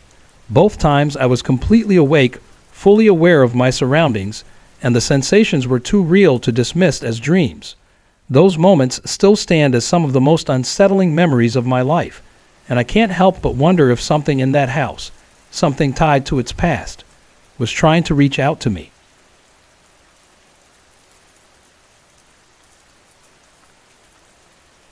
Years ago, when I was just a Cub Scout, I spent a night at what I was told was an old orphanage in the quiet town of Pine Lake. I didn't know at the time, but this place was also the site of the infamous Pine Lake Mental Asylum, a place with a dark, chilling history. The building looked like a large, old house from the late 1800s. It was made of weathered brick, with steep staircases, creaky wooden floors, and many small, cramped rooms. At first glance, it seemed harmless, but that night proved otherwise. There were about 20 of us, along with a few leaders, all sleeping on the main level. The night was anything but peaceful. The house creaked and groaned like old houses do, but what really stood out were the unmistakable sounds of footsteps running upstairs. Even the leaders grew uneasy, doing head counts to make sure no one had gotten out of their sleeping bags. Every check confirmed everyone was accounted for, yet the footsteps continued. It took me until the early morning hours to finally fall asleep, and when I did, I had one of the most vivid and disturbing nightmares of my life. In the dream, the house was filled with children wandering aimlessly, lost and frightened. They looked confused, angry, and tortured. Some of them stared at us, the Cub Scouts, with cold, lifeless eyes. Many of them bore horrific injuries, bleeding eyes, bruises on their foreheads, and tongues as black as if they'd been poisoned. Those images haunted me for days, although, as childhood memories do, they eventually faded. Years later, as a high school student, I learned that the building had once been a mental asylum. Intrigued, but unable to access the property, I let my curiosity slide. Life went on, and eventually, I became a Cub Scout leader myself. When I found out we were going on a sleepover at Pine Lake, I figured we'd be staying in the old army barracks nearby. To my surprise, we were assigned to sleep in the asylum. The moment I stepped inside, everything came rushing back. The eerie stillness, the creaking floors, and the heavy atmosphere. This time, I was an adult, responsible for the kids.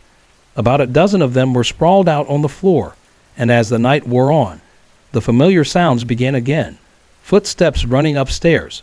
The kids were scared, whispering about shadows and figures they swore they saw darting through the halls. Head counts confirmed that every child was where they should be, yet the noises never stopped. As leaders, we took turns patrolling the halls. When it was my turn, armed with only a small flashlight, I nervously ventured into the dark. The upstairs was the worst. The moonlight spilled into the empty rooms, casting long, twisting shadows across the worn floors. The rooms were mostly bare, except for the occasional chair or table, with faded outlines on the floor where beds used to be. As soon as I reached the second floor, the footsteps stopped. A bone-chilling cold washed over me, and I had an almost physical sensation of being watched. I couldn't shake the feeling that whatever was up there didn't want me to be there. I retreated to the main level, where the other leaders asked if I'd seen anything. I told them the truth, nothing, but left out how deeply unsettled I felt. Later that night, I finally managed to fall asleep, but when I did, the same nightmare returned. The house was filled with ghostly children, their bleeding eyes, bruised heads, and blackened tongues clearer than ever before. By morning, the sunlight seemed to lift the oppressive energy in the building, and I brushed off my fears as the resurfacing of old memories. That was until breakfast. As we ate outside at a picnic table, the kids started talking about their dreams from the night before. One of them mentioned seeing children with bleeding eyes, and another chimed in, saying they'd had the same dream. By the time the conversation was over, 5 or 6 kids, and one of the leaders, admitted to having dreams about zombie-like children wandering the halls. My stomach dropped. This wasn't a coincidence. As we packed up to leave, I spoke briefly with an older man who seemed to be the groundskeeper. When I mentioned we'd spent the night in the asylum, he gave me a long, hard look before saying, I wouldn't sleep in there, not for anything. Intrigued, I asked why. He simply said, too many bad spirits in that place. Then, as if in confidence, he added, I hear them running around, sometimes even in the afternoons. He went on to tell me about his family's connection to the asylum. His great-aunt had been sent there as a child. When she was released, she was never the same, often crying when she looked at the building. He told me how the asylum had been one of the first in the country to use experimental treatments like electroshock therapy and lobotomies. The doctor in charge was a pioneer, but his methods were brutal, and the town eventually forced him out after just a decade. Years later, I was watching a movie when I saw a scene involving a lobotomy. A steel spike was inserted through the eye socket. That's when everything clicked. The children in my nightmares weren't just figments of my imagination. The bleeding eyes were the result of lobotomies, the bruises from shock therapy. The black tongues remain a mystery, but the realization made the nightmares even more unsettling. Research confirmed the asylum's horrifying history. It housed patients as young as 13, many of whom were subjected to brutal treatments for conditions we wouldn't even consider illnesses today. Some women were committed for reasons like unwed pregnancies, fainting spells, or even depression. Most of the inmates were never released. The memories of those nights in the asylum still linger with me. The building, frozen in time, holds echoes of unimaginable suffering. I'm convinced the spirits of those children are still there, their stories trying to be heard. Maybe they saw me as their chance to speak, to make sure their pain wasn't forgotten. It's a sobering thought, one I'll carry with me for the rest of my life. Sorry to interrupt. If you're enjoying the story, let me know in the comments and tell me where you're watching from. Don't forget to like and subscribe for more.